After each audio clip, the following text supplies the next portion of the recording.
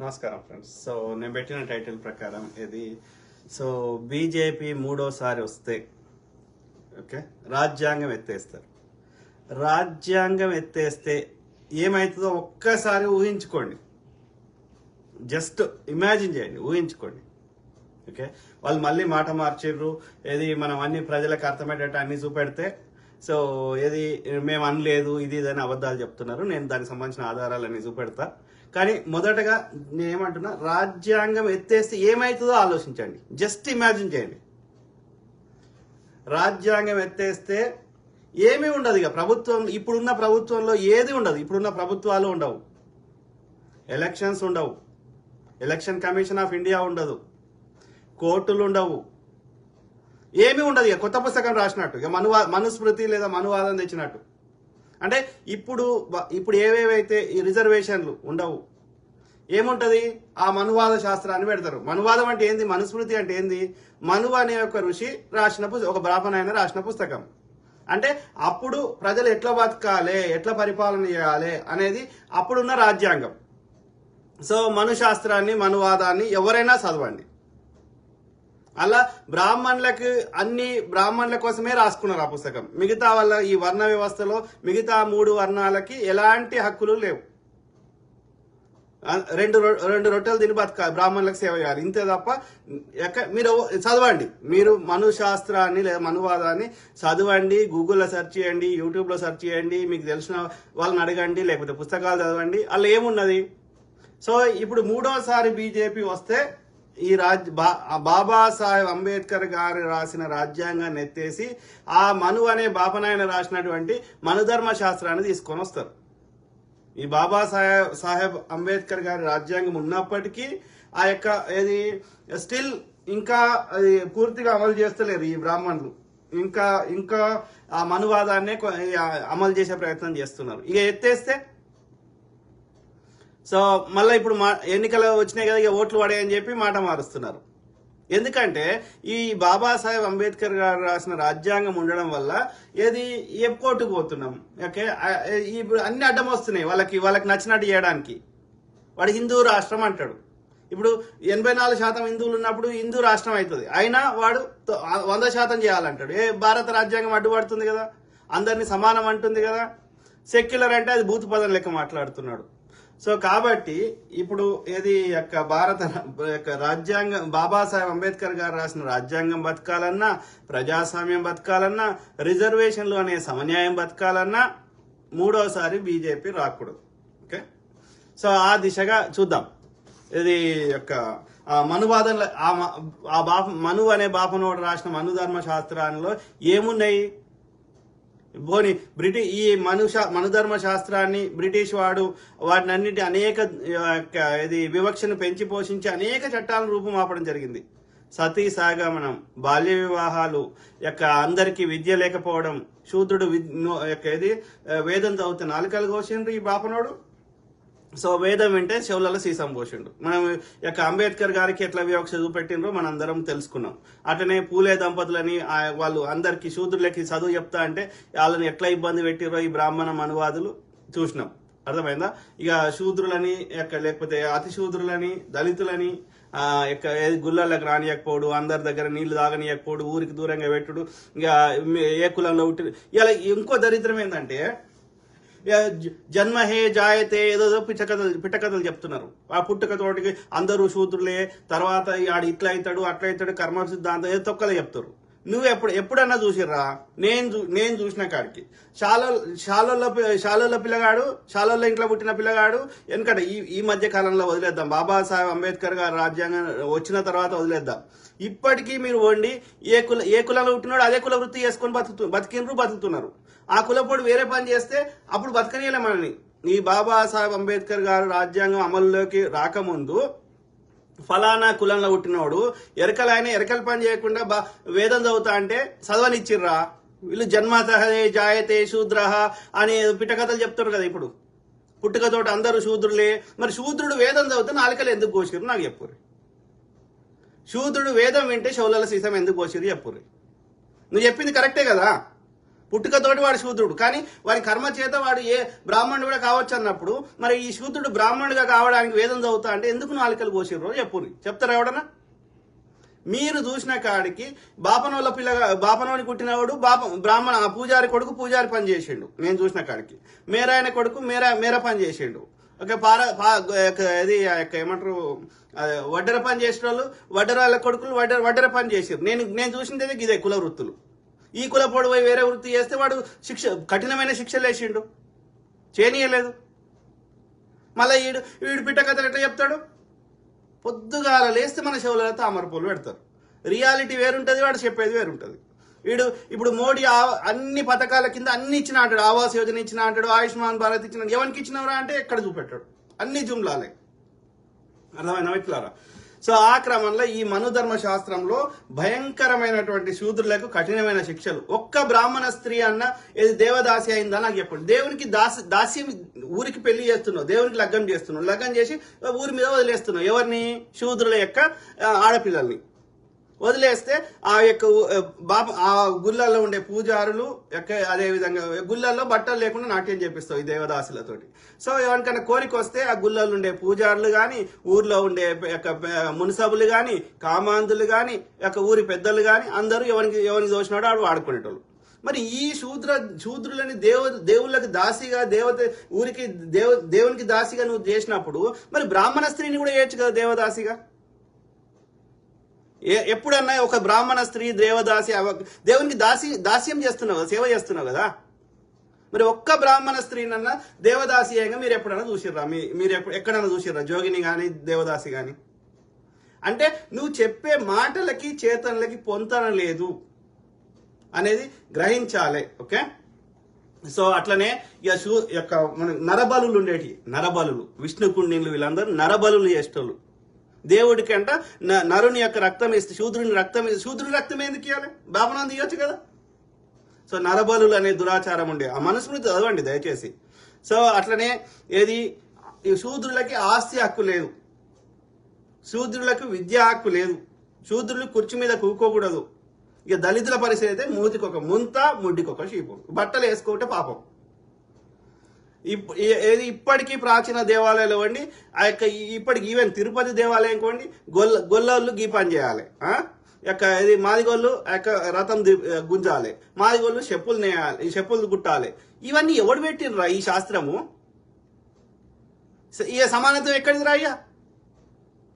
మీరెక్కడైనా చూసిర్రా? మాదిగోళ్ళ పని ఆ పని చేయకుండా బాపనోళ్ళ పని వేదం చదవనిచ్చిర్రా వెనకట? మరి ఎందుకు పిట్ట కథలు చెప్పుడు? ఈ ఆడపిల్లల్ని గంగలో పడేసే ఆచారం ఉండేది, అర్థమైందా? ఇక ఇప్పుడు అందరు మనుషులు సమానం అన్నప్పుడు, అందరికి ఒకటే భూమి ఉన్నప్పుడు, ఒకటే సూర్యుడు ఉన్నప్పుడు, అందరు అమ్మ కడుపులకి ఒకటే విధంగా వచ్చినప్పుడు, అందరు ఒకటే విధంగా చచ్చినప్పుడు ఈ 4 గోడలు ఎందుకు కట్టినావు? బ్రాహ్మణుడు, క్షత్రియుడు, వైశ్యుడు, శూద్రుడు అందరు సమానం కదా. ఎవడైనా బ్రాహ్మణ వృత్తి చేయొచ్చు, ఎవడైనా వేదం చదవచ్చు, ఎవడైనా యుద్ధం చేయొచ్చు, ఎవడైనా వ్యాపారం చేయొచ్చు, ఎవడైనా చెప్పులు కుట్టుకోవచ్చు అన్నప్పుడు ఈ గోడలు ఎందుకు? ఇంకా ఇప్పుడు యూరోప్లో కానీ అమెరికాలో కానీ వేరే దేశాల్లో ఈ గోడలు లేవు కదా, ఈ వర్ణ వ్యవస్థలు. ఎవరిని నచ్చిన పని ఆడు చేసుకుంటుండే కదా. మరి అట్లాంటప్పుడు ఈ గోడలు ఎందుకు? అంటే నేను గొప్పని, నేను పైన ఉండాలి, నువ్వు కింద ఉండాలి అని నీ ఆధిపత్యాన్ని చెలాయించడానికే కదా. సింపుల్. మళ్ళీ వచ్చేసి బిడ్డ కథలు ఎందుకు చెప్తారా? ఎప్పుడో పనికిరాని ఎప్పుడో పుస్తకాలు తీసుకొని వచ్చి ఇంకా గరికపాటిలు, చాగంటిలు పొద్దుగాలు వేస్తే ఆ వివక్షను పెంచి పోషించడం ఎందుకు నేర్పిస్తారు? ఇప్పటికీ చూడండి, ఇప్పటికీ ఏ ముస్లిం అయినా ఇమాం కాగలిగినప్పుడు, ఏ క్రిస్టియన్ అయినా పాస్టర్ కాగలిగినప్పుడు, ఏ హిందూ అయినా పూజారి ఎందుకు గాడు? మాలాయన ఎందుకు గాడు? మాదిగాయన ఎందుకు గాడు? సాకలాయన ఎందుకు గాడు? మంగళాయన ఎందుకు గాడు? అందరు శూద్రులు బాపనోని కాలు మొక్కాలి, పూజారి కాలు. మరి ఒక్క బాపనోడన్నా శూద్రుని కాలు మొక్కంగా మీరు ఎప్పుడైనా చూసిర్రా? చెప్పండి. రిజర్వేషన్లు అనే సమన్యాయం పెడితే శూద్రులకు తెలియలేదు, శూద్రులకి సమన్యాయం చేయకూడదు అంటారు. ఎందుకు నీకే తెలివి పెట్టిండు, మాకు తెలివి పెట్టలేదా? నువ్వేం చదువుతావు, మాకు చదువు రాదా? నువ్వు పని చెప్తే వస్తుందా లేదా? 99.99 ఏం చేసుకుంటావు కదా? 60-70 మార్కులకు పరీక్ష పెట్టు, శూద్రునికి ఎందుకు రాదో చూద్దాం. 70 మార్కులు నీకెక్కడ స్పెషల్గా ఏం పెట్టిండు దేవుడు బాపనోనికి? అట్లా పెట్టలే కదా. వర్షం పడితే అందరి మీద పడుతుంది కదా, బాపనోళ్ళకి పడకుండా మిగతా వాళ్ళకి పడతలేదు కదా. అంటే మీరు కావాలని మీరు పైకుండడానికి ఇంత రాజ్యాంగం ఉండంగానే మళ్ళీ 50% కట్ ఆఫ్ అని పెట్టడం. ఇప్పటికీ యొక్క అన్ని శాఖలలో 97%, 3% ఉన్న బ్రాహ్మణులు 97% పదవులు అనుభవిస్తున్నారు. సో ఆయనతో ఈ రాజ్యాంగం ఎత్తేస్తే ఆలోచించండి మిత్రులారా ప్లీజ్. ఓకే, సో ఇక శూద్రుని భార్యని ఈ బ్రాహ్మణ్ దగ్గర 3 రాత్రులు వండబెట్టే ఆచారం ఉండేది. ఇవన్నీ మనందరం కొట్లాడితే ఆ బ్రిటిష్ వాడు కొత్త చట్టాలు తెచ్చి ఇవన్నిటిని మాన్పించిండు. అర్థమైందా? గురజాడ అప్పారావు, రాజా రామ్మోహన్ రాయ్, ఆ యొక్క విద్యాసాగర్ రావు, ఇట్లా అందరు పూలే దంపతులు, అంబేద్కర్ గారు ఎవరికో దేని మీద కొట్లాడారు? గిదే వివక్ష పోవాలని, అంటే ఈ మనుస్మృతి చెత్త పోవాలని. ఇప్పటికీ చూడరాదు ఈ పార్లమెంట్ లో ఏది ప్రెసిడెంట్ ఏం పేరు ముర్మును ఎందుకు పార్లమెంట్ ఓపెనింగ్ రానియలేదు చెప్పండి నాకు. గతంలో కాంగ్రెస్ హయాంలో ఏది అందరు వచ్చేటోళ్ళు, ఇందిరాగాంధీ విధవరాలైనా వచ్చింది, రైట్, ఆమెనే ప్రధానమంత్రి ఉండే. సో అట్లనే ఏది అన్ని మతాల వారు వచ్చారు. ఇప్పుడు పార్లమెంట్ ఓపెనింగ్ కి మోడీ ఎవరు వచ్చిర్రు? ముర్మును రానియలేదు. ఎవరు వచ్చిర్రు? ఆ మఠాధిపతులు వచ్చిర్రు, పీఠాధిపతులు వచ్చారు. వాళ్ళకేం పని? వాళ్ళు సన్యాసం తీసుకున్నారు కదా, వాళ్ళకి ఈ ప్రాపంచిక విషయాలతో సంబంధం లేని వాళ్ళు కదా. అంటే ఇక్కడ పరిపాలన నడిపిస్తున్నది పైసలు దోసుకునేదేమో గుజరాతీ బనియాలు. ఇక మిగిలింది ఎట్లా ఉండాలి, ఎవడు ఏడ కూసోవాలి, ఏడ లేవాలి, మనుస్మృతిని అమలు చేస్తుంది ఈ మొన్న పీఠాధిపతులు మఠాధిపతులు వచ్చారు కదా ఆ బ్రాహ్మణులు. మళ్ళీ వెనకటి ఆ మనుధర్మశాస్త్రాన్ని యాజ్ ఇట్ ఈజ్ ఇంప్లిమెంట్ చేయాలని వీళ్ళకి అడ్డుపడుతుంది ఏంది? ఈ బాబాసాహెబ్ రాసినటువంటి రాజ్యాంగం. దాన్ని చింపాలంటే 400 సీట్లు కావాలి. కాబట్టి అబ్కి బార్ 400కి పార్ అని పొద్దుగా వేస్తే ఇది చేస్తున్నారు. అర్థమైందా మిత్రులారా? ఆలోచించండి. ఇక బాల్య వివాహాలు ఉండేటి, ఇక మొగుడు చచ్చిపోతే ఆమెదేం తప్పు. ముసలోనికి చిన్నపిల్లనిచ్చి చేసేటోళ్ళు, వాడు ముసలోడు అయి చచ్చిపోతే ఇక ఆడపిల్ల గుడ్డు కొట్టించి తెల్ల చీర కట్టి మూలకు కూర్చుండే పెట్టేటోళ్ళు. ఇక భర్త చచ్చిపోతే భర్తతో పాటు కాలబెట్టేటోళ్ళు. ఎన్ని రకాల హింసలు రా. నీ లోపల అదే ప్రాణం, వాళ్ళ లోపల అదే ప్రాణం కదరా.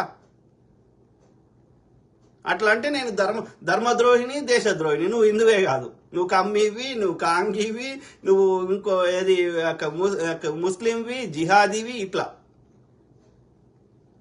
What kind. అందుకని అసలు రాక్షసులు ఎవరికో పేరు పెట్టినావు, ధర్మంగా కావాలని అన్నోళ్ళని రాక్షసులు అన్నావు. కాదు, మీరు రాక్షసులు. సురాపానం తాగినవారు సురులు.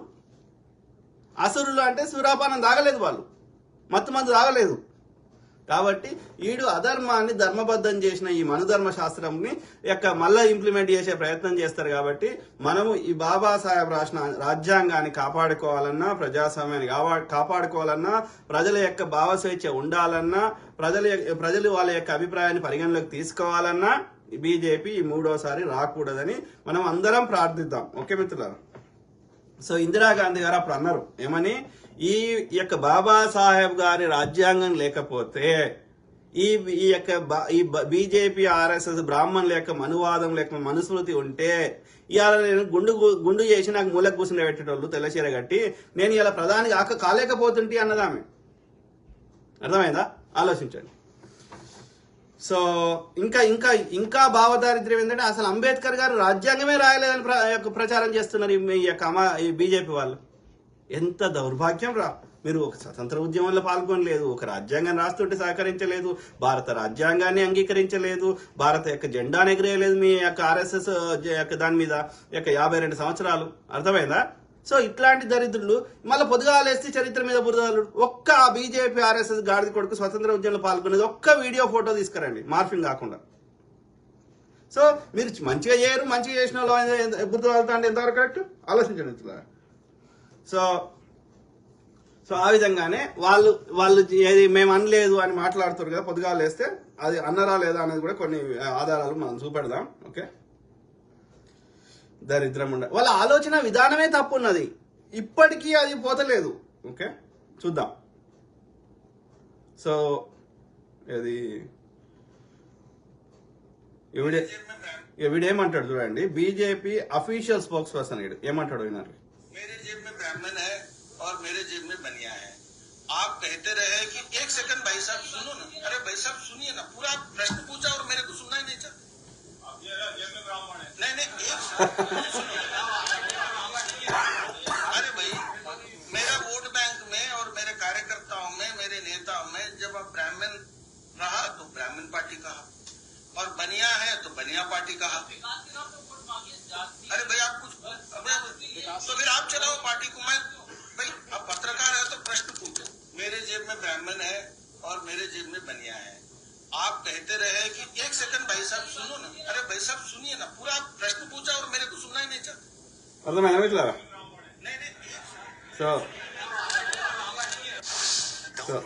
సో ఒక జేబులు అంట వానికి బ్రాహ్మణులు ఉన్నారంట, ఇంకో జేబులో బనియాలు ఉన్నారు. కరెక్టే కదా. సో వీళ్ళంతా దోసుకునే వాళ్ళంతా బనియాలే. అమిత్ షా, మోడీ, తర్వాత యొక్క చోస్కీలు, నీరవ్ మోడీలు, వాళ్ళందరూ. ఓకే. సో ఏది ఈ యొక్క ఇట్లనే కూర్చోవాలి, ఇట్లనే లేవాలి అని అది చెప్తున్నారంతా ఎవరు? మిగతా వాళ్ళంతా బ్రాహ్మిన్సే. నడ్డా, యొక్క ఆద్వానీ, వాజ్పేయి, సుష్మా స్వరాజు, తర్వాత స్మృతి ఇరానీ, ఇక ఇట్లా ఎవ్వరన్నా తీసుకో, ప్రమోద్ మహాజన్. ఓకే. సో అయితే బ్రాహ్మణులు ఉన్నారు, గోల్వాల్కర్లు, హెడ్గేవాకర్లు, మోహన్ భగవతులు, సుదర్శన్లు, సావర్కర్లు, గోడ్సేలు, అందరు బ్రాహ్మణ్సే. అందుకే అది బాపనోళ్ళ పార్టీ రా అని చెప్తున్నాను, బీజేపీ అనేది. సో వాడు వివక్షను పెంచి పోషిస్తాడు. అర్థమైందా? సో ఇప్పుడు అన్ని కావాలని అన్ని కాంగ్రెస్ వాడు కట్టిన ప్రభుత్వ రంగ సంస్థలు అన్ని అమ్మేసి రిజర్వేషన్ అనేది చెల్లకుండా చేసి పారదొబ్బిండు. 3% ఉన్న అగ్రకులాలకి 10% రిజర్వేషన్ చేసిండు ఈడబ్ల్యూఎస్ కింద. అదే మహిళలకి మహిళా బిల్లు ఓట్ల కోసం పెట్టిండు, మరి ఇంప్లిమెంట్ చేయమంటే ఏమాపుతుంది? దానికి డీలిమిటేషన్, జనాభా లెక్కలని లింక్ పెట్టిండు. మరి జనాభా లెక్కలు 2011లో చేసినాం, 2021లో చేయాలి. ఎందుకు చేయలే? కులగణన బీజేపీ పాలిత రాష్ట్రాలు ఎందుకు చేస్తలేరు? కాంగ్రెస్ వస్తే చేస్తుంది, జనాభా లెక్కలు చేస్తుంది, కులగణన చేస్తుంది. మరి బీజేపీ వస్తే చేస్తుందా? చేస్తాను ఒక్కసారి అన్నాడా మోడీ? ఒక్క బీజేపీ పాలిత రాష్ట్రంలో చేస్తుర్రా? కాంగ్రెస్ మొన్న బీహార్లో చేసింది, మిగతా రాష్ట్రాల్లో కూడా చేస్తుంది. ఆలోచించండి, ఎవరి నిబద్ధత ఏందో ఆలోచించమని కోరుతున్నాం. ఓకే. సో ఆ విధంగా ఏది మోడీ ఏమంటాడు? పార్లమెంట్ ఇగో చూద్దాం. संविधान जब हमारा देश का बना था उसमें धीरे धीरे परिस्थितियों के अनुसार, काल के अनुसार चेंजेस हुए हैं। धीरे धीरे चेंज करना जो है वो प्रगति की निशानी होती है, उसमें कोई खराब बात नहीं होती। मोदी जी ऐसे ही कोई बात नहीं कहते, उसके पीछे कुछ ना कुछ अर्थ उनका जरूर। ఇదొక దరిద్రం. మోడీ ఏదన్నా అన్నాడంటే కరెక్టే అంటాడు. అరే ఎవడేమన్నాడు, వాళ్ళు ఎంతవరకు కరెక్ట్ ఆలోచించాలి, కానీ ఆడేమన్నా కరెక్టే అంటాడు అంటే అయిపోయా. రేషనల్ థింకింగ్ లేకనేకపోయా. తప్పు రైట్ అనే అవకాశమే లేదా. ఇక వాడిని దేవుని చేసి కూర్చుని పెడతారు. ఐదో తరగతి చిన్న పిల్లగాడు అడిగితే సమాధానం చెప్పలేను అని తీసుకొని వాడిని దేవుని చేసి కూర్చుని పెడతాయి. వాడు ఎంత అంధభక్తి వచ్చేసిందంటే ఇక మోడీ అన్నాడంటే ఏదో ఒకటి ఆలోచించి అన్నాడు. ఏమన్నాడు? ఆయన బొంద అన్నాడు. వానికి ఓట్లు కావాలి గంతే. వానికి ఒక నిబద్ధత లేదు, వానికి ఏం లేదు. ఒక మాట మీద కట్టుబడి ఉండే రకం కాదు. వాడికి ఏ పూటకి ఆ యొక్క ఆ రంగు మారుస్తాడు. ఊసర వెళ్ళి కంటే అధ్వానం.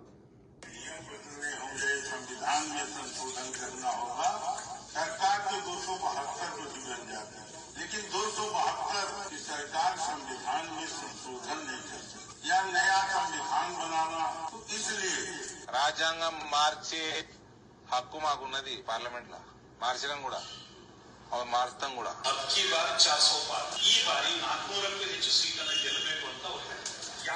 ఇంకో దరిద్రము, ఇప్పుడు మారుస్తారు అని మనం అంటే మనము ప్రజలకు చెప్తే కాంగ్రెస్ కూడా మార్చింది, 106 సార్లు మార్చింది, 100 సార్లు మార్చింది అని చెప్తున్నారు. అరే అవులనా కొడకల్లారా, amendment is different from changing or replacing. మార్చడం వేరు, సవరించడం వేరు. అర్థమైందా? You can amend the constitution but you can not replace the constitution. 100 పేజీలు ఉన్న పుస్తకానికి ఇంకా 10 పేజీలు యాడ్ చేయి, ఎవడే మాట్లాడు. మోడీ ఆర్టికల్ 370 రద్దు చేసినాక అమెండ్ చేశాడు 106సారి. దాన్ని ఎవరు వ్యతిరేకిస్తలేరు. కానీ ఉన్న పుస్తకాన్ని చింపేసి కొత్త పుస్తకం పెడతా అంటే ఊరుకుంటలేము. ఎందుకంటే దాని యొక్క మూల సిద్ధాంతాలను తీసేస్తా, ఆ యొక్క ఇది ఫండమెంటల్ రైట్స్ తీసేస్తా అంటే ఎందుకు ఊరుకుంటాం? ఎలక్షన్ కమిషన్ ఎత్తేస్తా అంటే ఎందుకు ఊరుకుంటాం? అర్థమైందా? కాబట్టి మార్చడం అనే పదానికి యొక్క అమెండ్ చేస్తా అనడానికి చాలా తేడా ఉంది. నక్కకి నాగలోక అనుకున్న తేడా ఉంది. గుర్తుపెట్టుకొని రా అందభక్తులారా, పిచ్చి నా కొడకల్లారా. అందుకే అంటున్నా, మీరు వాట్సాప్ యూనివర్సిటీలో చదవద్దు, రెగ్యులర్ యూనివర్సిటీలో చదవండి అవల నా కొడకల్లారా. పొరగాళ్ళకి పిచ్చి లేపుతున్నాడు, వాళ్ళకేం చదువు రాదు, సంకనారు. వాడు కాలేజ్ చదివినోడు కాదు, గ్రాడ్యుయేట్ అయినోడు కాదు, 15-16 తరగతి చదివినోడు కాదు, వాడు రెగ్యులర్గా బడికి పోయినాడు కాదు. పొద్దుగాలేస్తే జంబికత్తులు వాడుకునే గాడిద కొడుకులకి ఆ వాట్సాప్ యూనివర్సిటీలో ఆ ఫేక్ చెప్తే దాన్ని నమ్మే గాడిద కొడుకులు చెత్త తయారైన కొంతమంది ఈ బీసీల యూత్ గాడిద కొడుకులు. అరే మేల్కోండి రా, ఆవు పెండ ఉచ్చ నింపుకోకండి మీ బ్రెయిన్లలో. ರಾಜ್ಯಸಭೆಯಲ್ಲಿ ನಮಗೆ 2/3 ಮೆಜಾರಿಟಿ, ರಾಜ್ಯ ಸರ್ಕಾರಗಳಲ್ಲಿ ನಮಗೆ ಬೇಕಾಗಿರ್ತಕ್ಕಂಥ ಬಹುಮತ ಇಲ್ಲ. ಸಂವಿಧಾನವನ್ನ ತಿದ್ದುಪಡಿ ಮಾಡಬೇಕಾದ್ರೆ ಏನು ಮೂಲಭೂತವಾಗಿ ಸಂವಿಧಾನವನ್ನ ಸಂಪೂರ್ಣವಾಗಿ ತಿರುಚಿತ್ತು ಕಾಂಗ್ರೆಸ್ನವರು. इस केस में कई कठोर निर्णय लेने पड़ते हैं, उनके लिए हमें संवैधानिक बदलाव करने पड़ते हैं. अगर संविधान के अंदर हमें कोई बदलाव करना होता है, उसके लिए लोकसभा और राज्यसभा दोनों की उसके अंदर अमल चाहिए. वो तो चेंजेस जो भी आएंगे, पहले भी तो आए, 370 भी तो हमने किया क्योंकि हमारी मेजॉरिटी थी. ऐसे बहुत सारे डिसीजंस आगे भी लेने हैं बिल्कुल, और उसके लिए जरूरी है कि हमारी मेजॉरिटी होनी चाहिए. అర్థమైందా మిత్రులారా? ఒక్క సందర్భంలో కాదు, అనేక సందర్భాల్లో మేము రాజ్యాంగం మారుస్తామని అనేక సందర్భాల్లో చెప్పారు. అర్థమైందా? ఇగో ఇంకా దరిద్రం అంటే మోడీ అనేట ఆయన పార్లమెంటులో చెప్పిండు. వినండి. किसी भी आरक्षण को पसंद नहीं करता, और खासकर नौकरी में आरक्षण तो कतई नहीं. अगर एससी, एसटी, ओबीसी को नौकरियों में आरक्षण मिला तो सरकारी काम का स्तर गिर जाएगा. ఇక్కడ రెండు తప్పులు చేసిండు. ఒకటి, రిజర్వేషన్ అనే సమన్యాయం ఎత్తేస్తా అంటున్నాడు. ఎవరిని వాటా వానికి ఇవ్వమంటే అది ఎట్లా తప్పు అవుతుందో ఎవడైనా నాకు చెప్పండి. ఇప్పుడు బీసీలు 50% ఉన్నారు. సో 50% మంది ట్యాక్సులు కడుతున్నప్పుడు, జిఎస్టీలు అన్ని రకాల ట్యాక్సులు కడుతున్నప్పుడు, వీళ్ళ ద్వారానే ప్రభుత్వ ఉద్యోగులకు జీతాలు ఇస్తున్నప్పుడు వీళ్ళని కూడా ప్రభుత్వంలో ఎందుకు భాగస్వామ్యం చేయొద్దు? ఎట్లా తప్పు అవుతుందో ఏ ఒక్కడన్నా నాకు సమాధానం చెప్పండి. మెడకాయ మీద తలకాయ నోడు ఎవడన్నా నాతో చర్చకు రండి. అర్థమైందా? మేము అగ్రకులాలకు కూడా వారి వాటా వారికి ఇస్తామంటే వద్దంటలేం కదా. ఒక 20% మేనేజ్మెంట్ కోటా పక్కకు పెట్టు, మిగిలిన 80%ని ఎవరి జనాభా ఎంత ఉంటే వానికి అయిపోయింది కదా. లొల్లు ఎక్కడిది?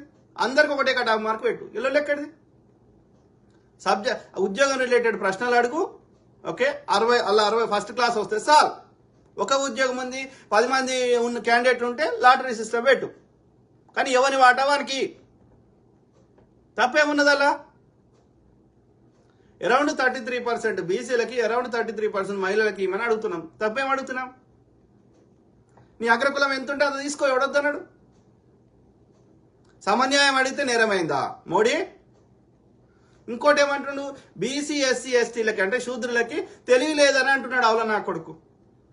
అరే అవలా మోడీ, ఏది నువ్వు జై శ్రీరామ్ అంటున్నావు చూసినావా? ఆ రామాయణాన్ని రాసిన వాల్మీకి మహర్షి ఒక శూద్రుడు. అర్థమైందా?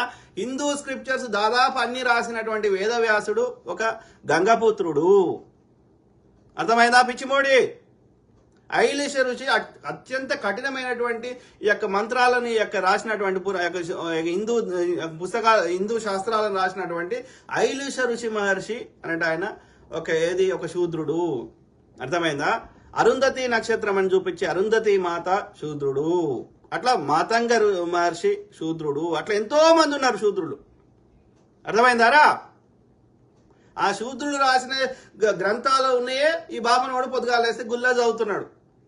కాబట్టి శూద్రులకు తెలివి లేదు అనే మాట మాట్లాడేటువంటి బనియా మోడీ సిగ్గు శరం తెచ్చుకో. అది కూడా పార్లమెంట్ సాక్షిగా శూద్రులను అవమానిస్తున్నాడు గాడిద కొడుకు. ఆలోచించండి మిత్రులారా. అసలు నేను ఆధారం చూపించి చెప్తున్నాను, నా సొంత కవిత్వం చెప్తలేను. అర్థమైందా? నిండు పార్లమెంట్ సాక్షి చెప్పిండు మోడీ దరిద్రుడు. ఇగో అట్లనే ఎన్నో సందర్భాల్లో వాళ్ళు చెప్పారు. ఇగో కొత్తగా ఏది ఇగో చూడు ఎన్ని సందర్భాలను. 400 पार करेंगे तो आरक्षण को भी खत्म करेंगे और संविधान को भी बदल देंगे. చూసారా? మాకు 400 సీట్లు ఇస్తే రిజర్వేషన్లు ఎత్తేస్తాం, రాజ్యాంగం ఎత్తేస్తామని అంటుండే ఈ బీజేపీ నాయకుడు. అర్థమైందా? చూపెట్టినా కదా, ఆధారం లేకుండా మాట్లాడతలేం కదా. ఈడు చూడు బండి సంజయ్ గారు ఏమంటాడు. ఈ రోజు కూడా అంబేద్కర్ గాని స్ఫూర్తిగా తీసుకొని మాకు అంబేద్కర్ వల్లనే ఈ రాజ్యాంగబద్ధమని పదవులు వచ్చినాయి, మాకు మేము ప్రధానమంత్రులైనాం, మేము ఎంపీలైనామని చెప్పి ఏ రోజు కూడా పార్లమెంట్ సాక్షిగా చెప్పుకోని పార్టీ భారతీయ జనతా పార్టీ, నరేంద్ర మోడీ గారి ప్రభుత్వం. రిజర్వేషన్ తీసుకొచ్చి రాజ్యాంగాన్ని తూట్లు వచ్చినటువంటి పార్టీ కాంగ్రెస్ పార్టీ. రిజర్వేషన్ ప్రక్రియ విషయం కూడా ఇది సామాజిక ఆరోగ్యానికి సంబంధించిన సమస్య. గతంలో ఎస్సీ కేటగిరీకి సంబంధించి రిజర్వేషన్ ఇస్తే విద్యాపరంగా ఇతర పరంగా రిజర్వేషన్ రద్దు చేస్తామని అమిత్ షా గారు అన్నట్టు ఎస్సీ, ఎస్టీ, బీసీ రిజర్వేషన్ రద్దు చేస్తారు. క్లియర్ గా ఉన్నది కదా, స్పష్టంగా ఉంది కదా. అర్థమైనా మిత్రులారా? క్లియర్గా చెప్తుండు కదా. బీజేపీ పార్టీ యొక్క రాష్ట్ర మాజీ అధ్యక్షుడు, ఒక ఎంపీ, ఓకే, సీనియర్ నేత క్లారిఫై చేస్తుండు కదా, తప్పకుండా రద్దు చేస్తామని. అట్లా ఎన్నో ఆధారాలు చూపెడతా. నేను గాలి మాటలు చెప్పా. क्या आप जानते हैं भाजपा ने 400 पार का नारा क्यों दिया? क्योंकि भाजपा रिजर्वेशन को खत्म करना चाहती है। भाजपा और आरएसएस हमेशा से ही आरक्षण के खिलाफ रही है। जब वीपी सिंह की सरकार ने मंडल कमीशन की सिफारिश पर ओबीसी को आरक्षण दिया तो भाजपा ने वीपी सिंह सरकार से अपना समर्थन वापस ले लिया और इसके विरोध में आड़वानी रथ लेकर निकल पड़े। अब दोबारा भाजपा आरक्षण के पीछे पड़ी हुई है। सरकारी नौकरियों में आरक्षण मिलता था, मोदी ने सरकारी नौकरी देनी ही बंद कर दी। पब्लिक सेक्टर यूनिट्स में आरक्षण मिलता था तो सारी पब्लिक सेक्टर की कंपनियां अपने प्राइवेट दोस्तों को बेच दी। ना रहेगा बांस और ना बजेगी बांसुरी। इनके कई नेता 400 पार होने पर संविधान बदलने की बात कह चुके हैं। संविधान बदलकर ये गरीब का हक छीनना चाहते हैं, मगर कांग्रेस ऐसा नहीं होने देगी। कांग्रेस की गारंटी है कि हमारी सरकार बनने पर हम पूरे देश में जातिगत जनगणना करवाएंगे और आरक्षण पर लगी 50% की लिमिट को भी खत्म करेंगे। वंचित और शोषित तबके की 73% आबादी को तभी 9 अगस्त 1942 में 12 साल की थी, तब डू और डाई गांधी जी ने जो कहा था उस मुताबिक मैं और मेरी 2 सहेलियां సో అదే కాంగ్రెస్ గొప్పతనం చెప్తుంది అమ్మ. సో అట్లనే ఏది ఇంకా చూద్దాం. మాకు ఇగో ఆల్రెడీ వాళ్ళ రాజ్యాంగాన్ని ఇంకోటి చూద్దాం. और बड़ी मजेदार बात है, जातिवादी होने का हमला हम पर वो नेता करते हैं जो एक एक जातियों के नेता हैं, जिनकी हैसियत एक एक जाति की है। ये बिद्दी न बिद्दी के शोर में ब्राह्मणों को धमकाने की बात करते हैं। मैं कहना चाहता हूं कि अगले महाकुंभ में एक प्रस्ताव आना चाहिए। यदि भारतीय लोकतंत्र से, भारत की राजनीति से जातिवाद को मिटाना चाहते हो और भारत के संविधान में बाबा साहब अम्बेडकर ने यह व्यवस्था दी है, ये हमारा प्रेम्बल है कि भारत के अंदर धर्म, जाति और लिंग के आधार पर कोई भेदभाव नहीं होगा। तो यदि ये व्यवस्था बाबा साहब अम्बेडकर ने दी है तो आप विद्वान जन सोचो, फिर ये जातियों के नाम पर आरक्षण भारत को विभाजित कर रहा है। जो मेरे इस कथन से सहमत है जरा हाथ खड़े करके मुझे तो अगले महाकुंभ में यह प्रस्ताव आएगा कि भारत को जातिगत आरक्षण से मुक्त किया जाए। అర్థమైందా? వాడు ఎంత మాటని ఏమార్చండి ఈ బాపనోడు. చూసారా? సో భారతదేశంలో అంట జాతులు కులాలు పోవాలంటే రిజర్వేషన్ ఎత్తేయాలంట. ఎట్లా పోతాయిరా? నువ్వు వందల వేల సంవత్సరాల నుంచి పెట్టినాక చిన్నప్పుడు వాని పుట్టినోనికి వాని కులము మతం తెలియకపోతే పోతాయి. వాని కులం తెలియకపోతే ఎందుకు తెలియదు? ఎవరి వానికి తెలుస్తుంది. 2 నిమిషాలు మాట్లాడితే వాని కులం ఎందుకు తెలుసుకుంటాం. కులం పోనప్పుడు కుల వివక్ష ఎట్లా పోతుంది? కాబట్టి సామాన్య కులం అనేది పోదది, అది ఉన్నది అంతే. సో ఆ కులంలో పుట్టిన వానికి కులం పోవాలంటే వానికి ఏం కులమో వాడికి తెలియవద్దు. ఎట్లా సాధ్యం? అది సాధ్యం కాదు. కాబట్టి కులం ఉన్నన్ని రోజులు ఈ యొక్క కులం బేస్డ్ గా రిజర్వేషన్లు ఇవ్వాల్సిందే, తప్పదు.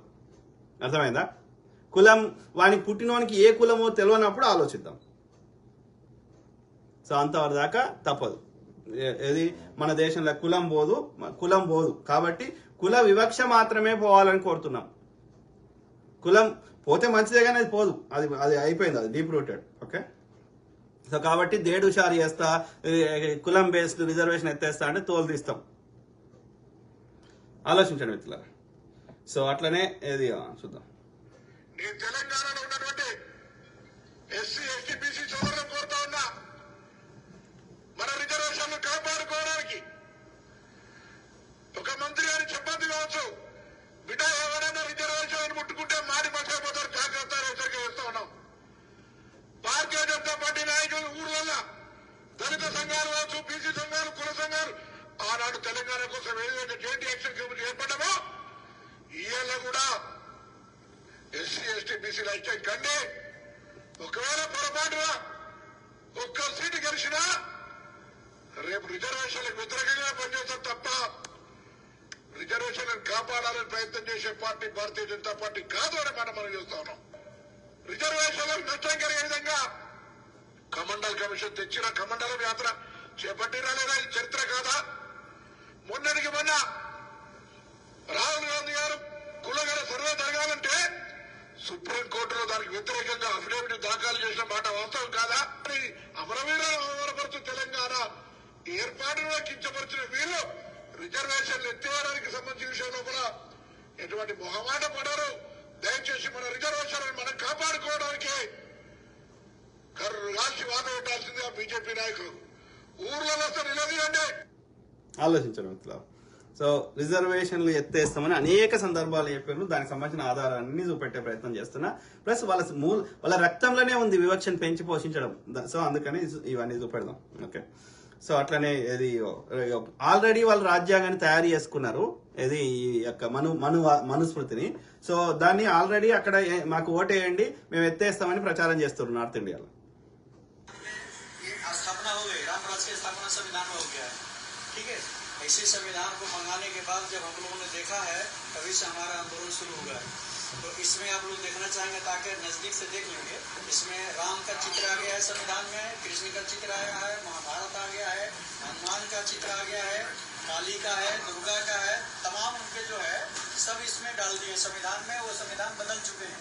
सिर्फ 2024 में सरकार అంటే ఏమర్థం అంటే మనుస్మృతి తెచ్చేసినట్టే కదా. लागू करना चाहते हैं, इसीलिए हम लोग चिंतित हैं कि 2024 यानी 2022 जब उत्तर प्रदेश रोकेंगे तो 2024 जो है अब जो है रोकने में आपके लिए आसान हो जाएगा। इसलिए हम लोग उत्तर प्रदेश को रोकना चाहते हैं। उत्तर प्रदेश में 2022 में हमने हर कीमत पर इसको रोकना है ताकि ये संविधान लागू न कर सके।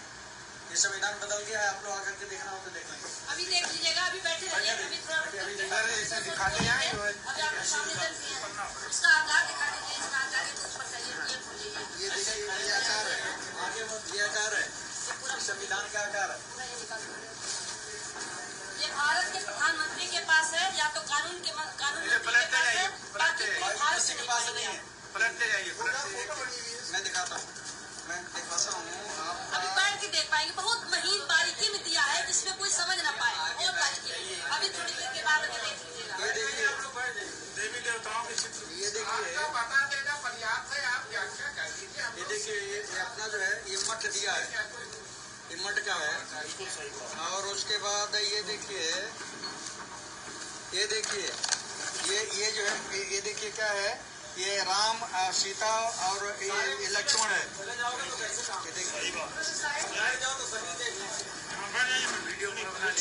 ये देखिए हाँ वीडियो बना लिए पूरा। ये देखिए ये जो है इनका ये देखिए इनका जो है ये देवी देवता है, ये अपने देवी देवता का दे दिया। और ये सब लगाते ये देखिए हनुमान का दिया है, ये हनुमान का दिया है। ये संविधान है, देख लीजिए। ऐसे नहीं करना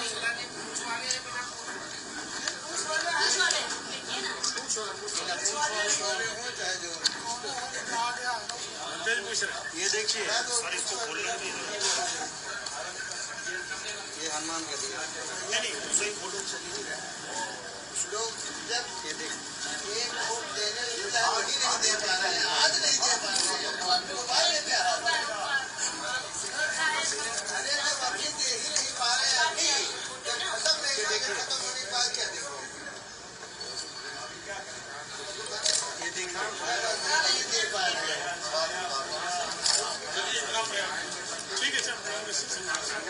बहुत कुछ साथ में ठीक रहेगा ना।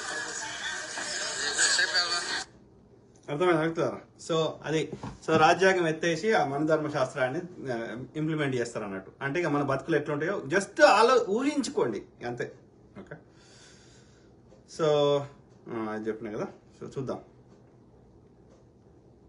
ఆర్ఎస్ఎస్ 1925 మొదలు పెట్టినప్పుడు 100 సంవత్సరాలు ఏదైతే టార్గెట్ పెట్టుకున్నారో 2025కు 100 సంవత్సరాలు పూర్తి కాబోతుంది. 2025 లోపల రాజ్యాంగాన్ని సమూలంగా మార్చి రిజర్వేషన్లను రద్దు చేసి ఈ భారతదేశాన్ని రిజర్వేషన్ రహిత దేశంగా మార్చాలన్న ఆలోచనతోటి ఈరోజు వాళ్ళు మన మీద దాడి చేస్తున్నారు. నరేంద్ర మోడీ, అమిత్ షా ఈ దేశ మూలవాసులైన దళితులు, గిరిజనులు, బీసీ, ఓబీసీల మీద సర్జికల్ స్ట్రైక్ చేస్తున్నారు. అర్థమైందా? సో నేను ఆధారాలు చూపెట్టే మాట్లాడతా, గాలి మాటలు చెప్పను. ఓకే, చూద్దాం. ఏకంగా రాజ్యాంగం యొక్క సమూలమైన మార్పు చేయాలన్న ఆలోచనతోటి ఈరోజు రిజర్వేషన్లను రద్దు చేసే కుట్ర, రిజర్వేషన్లను రద్దు చేసే విధానాన్ని, తద్వారా దళితులను, గిరిజనులను, బీసీలను, ఓబీసీలను శాశ్వతంగా దెబ్బతీసి కార్పొరేట్ కంపెనీల ముందు కట్టుబానిసలుగా నిలబెట్టాలన్న ఆలోచన. ఇది ఆనాటి ఈస్ట్ ఇండియా కంపెనీ విధానం. ఈనాడు అదానీ, అంబానీల యొక్క కొనసాగింపు విధానం. ఆ కొనసాగింపు విధానాన్ని అమిత్ షా, నరేంద్ర మోడీ గారు స్పష్టంగా అమలు చేస్తున్నారు. అర్థమైందా? సో అది ఎట్లా వాళ్ళ ఇప్పుడు అన్నం ఉడికింది అంటే ఒక గింజ నొక్కితే సరిపోతుంది కదా, అట్లా మనకు ప్రతి దగ్గర మనకి ఆ యొక్క ఏమంటారు అవి యొక్క వివక్షని పెంచి పోషించి అనేక మన ఎగ్జాంపుల్స్ చూపెట్టే ప్రయత్నం చేస్తా. చూద్దాం. संविधान को और लोकतंत्र को बचाने वाला चुनाव है। ये चुनाव 90% वालों का चुनाव है। पिछड़ों का, दलितों का, आदिवासियों का, गरीब जनरल कास्ट का। एक तरफ अदानी जी और हिंदुस्तान के बड़े बड़े अरबपति, नेशनल मीडिया, पूरा का पूरा धन उनके हाथ में। कांग्रेस पार्टी के बैंक अकाउंट बंद कर दिए। इलेक्टोरल बॉन्ड से दबाव डालकर, हफ्तेबाजी कर कर बीजेपी ने हिंदुस्तान के बड़े बड़े उद्योगपतियों से पैसा लिया है। ये चुनाव गरीब और 25 अरबपतियों के बीच में चुनाव है। कांग्रेस पार्टी को जिताइए। हमारे यहाँ जो कैंडिडेट हैं उनको भारी बहुमत से जिताइए। సో చూద్దాం. కాంగ్రెస్ పార్టీ కేంద్రంలో వస్తే తప్పకుండా ఆ యొక్క ఇది 50% క్యాప్ ఎత్తేసి ఎవరి వాటా వాళ్ళకి ఇవ్వడం జరుగుతుంది. అట్లనే కాస్ట్ సెన్సెస్, కులగణన కూడా చేయడం జరుగుతుంది జనగణనతో పాటు. The entire Congress party has decided that it is going to wholeheartedly not just support the idea of the caste census, but force the BJP to carry out the caste census or then get out of the way so we can carry out the caste census. Hindustan के भविष्य के लिए caste census जरूरी है। एक caste census के बाद एक नया डेवलपमेंट का पैराडाइम खुलेगा। मैं आपको आज बता रहा हूँ कि कांग्रेस पार्टी इस काम को पूरा करके ही छोड़ेगी। और याद रखिए, जब हम वायदा करते हैं हम उस वायदे को तोड़ते नहीं। ये कास्ट और धर्म की बात नहीं है, ये गरीबी की बात है। हिंदुस्तान के ओबीसी, हिंदुस्तान के दलित, हिंदुस्तान के आदिवासी और हिंदुस्तान के गरीब लोग, इनके लिए यह काम किया जा रहा है। The problem is the Prime Minister is incapable of doing the caste census. हमारे 4 चीफ मिनिस्टर्स हैं, 4 में से 3 ओबीसी वर्ग के हैं। बीजेपी के 10 चीफ मिनिस्टर हैं, 1 ओबीसी वर्ग के हैं और वो भी कुछ ही दिन में चीफ मिनिस्टर नहीं रहेंगे। नरेंद्र मोदी जी उनके मेन इंस्ट्रूमेंट, सेंट्रल औजार है, उनका यही काम है। ओबीसी की भागीदारी ना हो, ध्यान इधर उधर जाता जाए। ये हमारा पॉलिटिकल डिसीजन नहीं है, ये न्याय का डिसीजन है, ये हिस्सेदारी का डिसीजन है। इसमें कोई पॉलिटिकल कैलकुलेशन नहीं है। हम हिंदुस्तान का जो मैस है, जो 50, 60, 70, 80% हिंदुस्तान की जो आबादी है, उसकी हिस्सेदारी की बात करें। जैसे मैंने कोविड के बारे में बोला था, चाइना के बारे में बोला था, मैं बोल रहा हूँ कास्ट सेंसस होगा और हिंदुस्तान के गरीबों की जो हिस्सेदारी बनती है वो उनको मिलेगी और वो काम कांग्रेस करके दिखाएगी। అర్థమైందా? సో సో కాంగ్రెస్ తప్పకుండా కాస్ట్ సెన్సస్ అండ్ జనగణన కులగణన రెండు చేస్తుంది, తప్పకుండా ఎవరి వాటా వాళ్ళకి ఇవ్వడం జరుగుతుంది అని చెప్తున్నాడు రాహుల్ గాంధీ గారు. ఓకే, సో బీజేపీ వాళ్ళు ఏది తెలంగాణలో గెలిస్తే బీసీని ముఖ్యమంత్రి చేస్తా అన్నారు. రాజస్థాన్లో గెలిచిర్రు, అస్సాంలో గెలిచిర్రు, కానీ ఆ రెండు చోట్ల బ్రాహ్మణ్నే ముఖ్యమంత్రులను చేశారు. సో దీన్ని బట్టి అర్థం చేసుకోండి, వాళ్ళు జుమ్లా మాటలే చెప్తారు, జూటా మాటలు చెప్తారు. పొద్దుగాలు లేస్తే కాంగ్రెస్ మీద ముస్లింల మీద ఏది బురద చల్లుతారు. ఒక్కటి కూడా నిజం ఉండదు.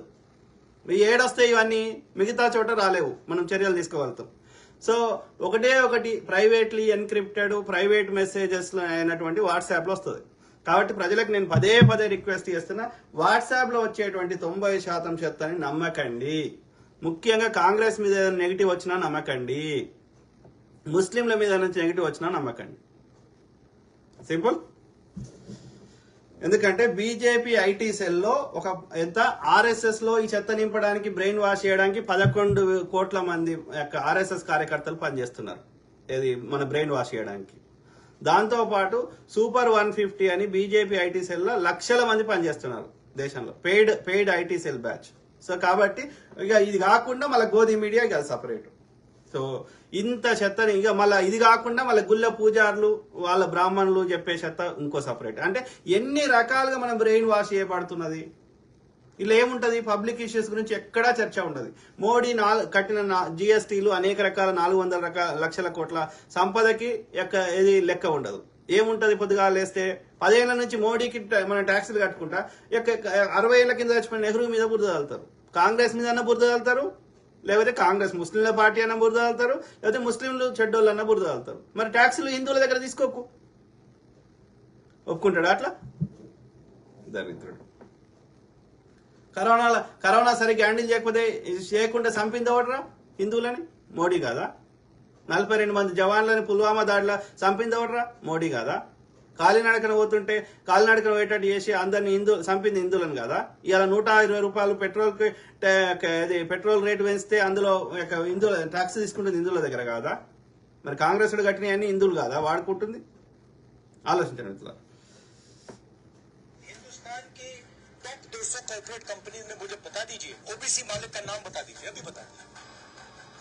आप अदानी का नाम सुने हैं, टाटा का नाम सुने हैं, बिरला का नाम सुने हैं? मुझे एक नाम बता दो, ओबीसी नाम मुझे एक बता दो। आपके मीडिया हाउसेज हैं, एक दलित या एक आदिवासी मालिक का नाम मुझे बता दो। सवाल जाति जनगणना का सिर्फ नहीं है, सवाल यह है कि इस देश में हिस्सेदारी किसको मिल रही है। कॉर्पोरेट सेक्शन में 200 सबसे बड़ी कंपनियां हैं, 500 ले लीजिए, उसमें से आप सीनियर मैनेजमेंट में आप मुझे ओबीसी नाम दे दो, दलित नाम दे दो, आदिवासी नाम दे दो। प्राइवेट मेडिकल सेक्टर में वहां नहीं दे पाऊं, प्राइवेट एजुकेशन सेक्टर में पूछता हूं, वहां नहीं दे पाऊं। दिल्ली में जो हमारा सरकार को चलाते हैं उधर 90 लोग हैं IAS ऑफिसर्स, उसमें से 3 ओबीसी वर्ग के लोग हैं। 5% बजट का उन पर कंट्रोल है, कोने में बैठे रहते हैं, आबादी 50%। तो अगर आप लोगों के साथ अन्याय करेंगे, हर कदम पे अन्याय करेंगे, तो भारत कैसे जुड़ेगा? अन्याय के भारत में भारत जुड़ ही नहीं सकता। అర్థమైందా?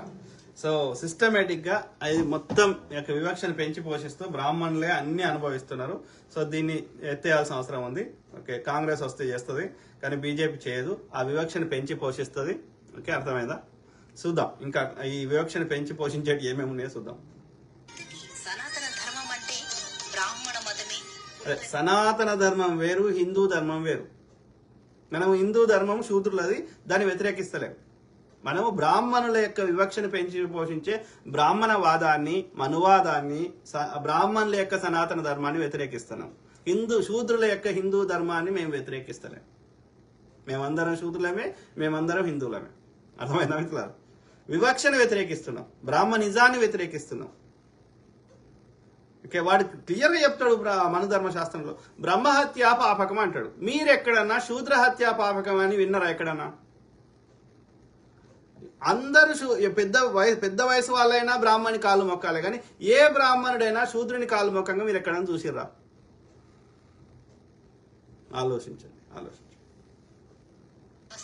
మత విశ్వాసాలను జోడించి మనుస్మృతిని రూపొందించారు. ఇది ఒక శాసనంగా ఆధిపత్యం చెలాయించడానికి ఉపకరిస్తూ వస్తున్నది. సగభాగంగా ఉన్న మహిళలకు హక్కులు నిరాకరించి బలి చేశారు. సతీ సహగమనం, బాల్య వివాహాలు, వితంతు వివాహ నిషేధం ఈ సనాతన ధర్మంలో భాగంగా అమలు చేశారు. అంటరానితనం, జోగిని, బసివిని, దేవదాసి లాంటి క్రూరమైన దురాచారాలతో దళిత స్త్రీలు గ్రామాల్లో అణిచివేతకు గురయ్యారు. ఇంకా సనాతన ధర్మంలో చెప్పిన విధంగా స్త్రీలకు విద్యను దూరం చేశారు. ఆస్తి హక్కు అసలే లేదు. మన రాజ్యాంగం అమల్లోకి వచ్చి 72 సంవత్సరాలు గడిచినప్పటికీ ఇంకా సనాతన అవశేషాలు మన సమాజంలో కొనసాగుతూనే ఉన్నాయి. ఈ సామాజిక శాసనాల వల్లనే మహిళలు కుటుంబ హింసకు, సామాజిక హింసకు గురవుతూనే ఉన్నారు.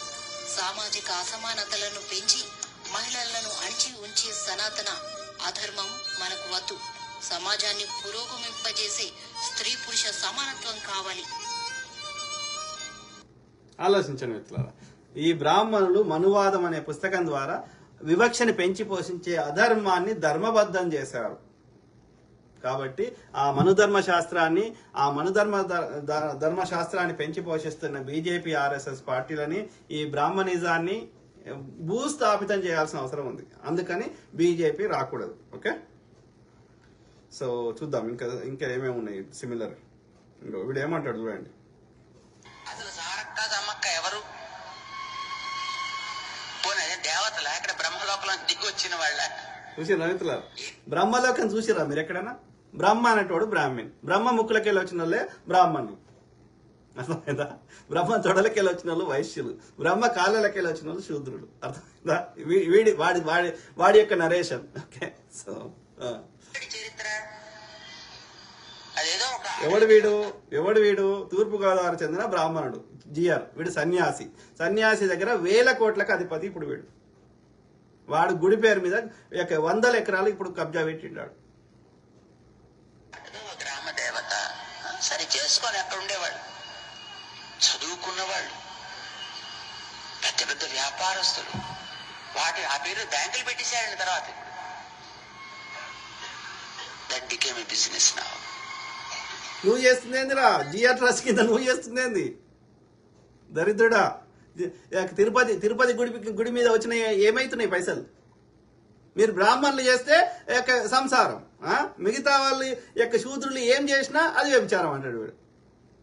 ఇప్పుడు తిరుపతి గుడిలో ఏం చేస్తున్నారో, ఇంకో దగ్గర ఏం చేస్తున్నారో, జిఆర్ ట్రస్ట్ కింద ఏం చేస్తున్నారో, నీ శంషాబాద్ లో నీ ఇది సమా ఏదో పెట్టినావు కదా మొన్న, కాంత భవనంలో పిలిచి ఇనాగ్రేషన్ చేసినావు కదా.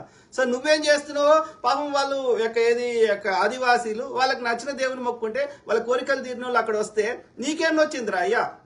పోనీ ఆదివాసులు ఎవడన్నా మీ జిఆర్ ట్రస్ట్ లెక్క 1000 కోట్లకు అధిపతి అయిందా సమ్మక్క సారక్క కింద? కాలే కదా. అంటే శూద్రుని దగ్గర షిల్లి గవ్వ కూడా ఆడద్దు. శూద్రుడు కనీసం వాళ్ళ శూద్ర దేవుళ్ళని దేవతల్ని కూడా మొక్కుకోవద్దు. ఏందిరా ఈ దరిద్రం? స్వామి, మా తెలంగాణ ఆత్మగౌరవ పోరాట ప్రతీకలైనటువంటి సమ్మక్క సార్లమ్మ మీద ఎందుకు ఈ అహంకార పూరితమైనటువంటి అనుచిత వ్యాఖ్యలు చేశారు? బేషరతుగా మీరు తెలంగాణ సమాజానికి, ఆదివాసీ సమాజానికి క్షమాపణ చెప్పాలని డిమాండ్ చేస్తా ఉన్నాం. మా ఆదివాసుల యొక్క ఆత్మ గౌరవానికి ఇంటి ఇలవేర్పులుగా తెలంగాణ బిడ్డల యొక్క కోరికలు తీర్చే కొంగు బంగారంలా విరాజిల్లుతున్నటువంటి ఏషియాలోని అతిపెద్ద జాతర సమ్మక్క సార్లమ్మ జాతర. ఆ జాతర యొక్క వైభవాన్ని, ఆ జాతర యొక్క గొప్పతనాన్ని, దేవతల యొక్క కీర్తిని తగ్గించేటువంటి అహంకారపూరితమైనటువంటి మాట్లాడినటువంటి మాటలు బేషరతుగా వెంటనే వెనక్కి తీసుకోవాలని చిన్నజీయర్ స్వామి గారిని డిమాండ్ చేస్తా ఉన్నాం. ఇవాళ మా దేవతలు ప్రకృతి దేవతలు, చెట్టుకు పుట్టకు ప్రజల గుండెలలో ఉండేటువంటి దేవతలు. అక్కడ ఎలాంటి రియల్ ఎస్టేట్ వ్యాపారం గానీ లేదా టికెట్లు గానీ లేకుండా ప్రజలందరికీ కూడా దైవాలు దర్శనం ఇచ్చేటువంటి ప్రాంతము దేవతలు సమ్మక్క సార్లమ్మను.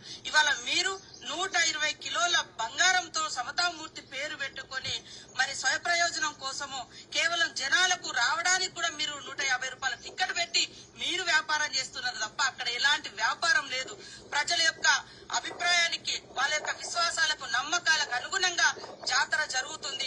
తల్లుల యొక్క కీర్తి ప్రతిష్టను సహించలేకుండా ఈ రోజు చిన్నజీయర్ స్వామి మాట్లాడినటువంటి దుర్మార్గపు మాటలు వెనక్కి తీసుకోవాలి. దీని పట్ల వెంటనే సీఎం గారు కూడా స్పందించాలి. తెలంగాణ గవర్నమెంట్ కూడా తెలంగాణ బిడ్డల యొక్క ఆత్మ గౌరవానికి ప్రతీకగా ఉన్నటువంటి సమ్మక్క సార్లమ్మ కీర్తిని తగ్గించి దుర్మార్గంగా మాట్లాడిన విధానాల మీద తెలంగాణ ప్రభుత్వం యొక్క వైఖరి కూడా తెలియజేయాలని ఈ సందర్భంగా డిమాండ్ చేస్తాం. సో ఇంకేమంటాడు? కులాలు పోకూడదండి అంటాడు ఈ యొక్క ముక్కు గొంతు పెట్టుకొని దరిద్రుడు. అదే బ్రదర్ తేజ గౌడ్. సో తప్పకుండా అది చేద్దాం. ట్విట్టర్ స్పేసెస్ అది different.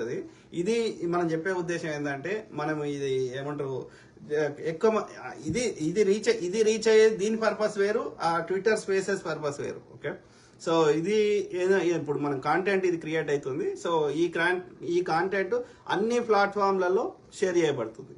So it is reaching.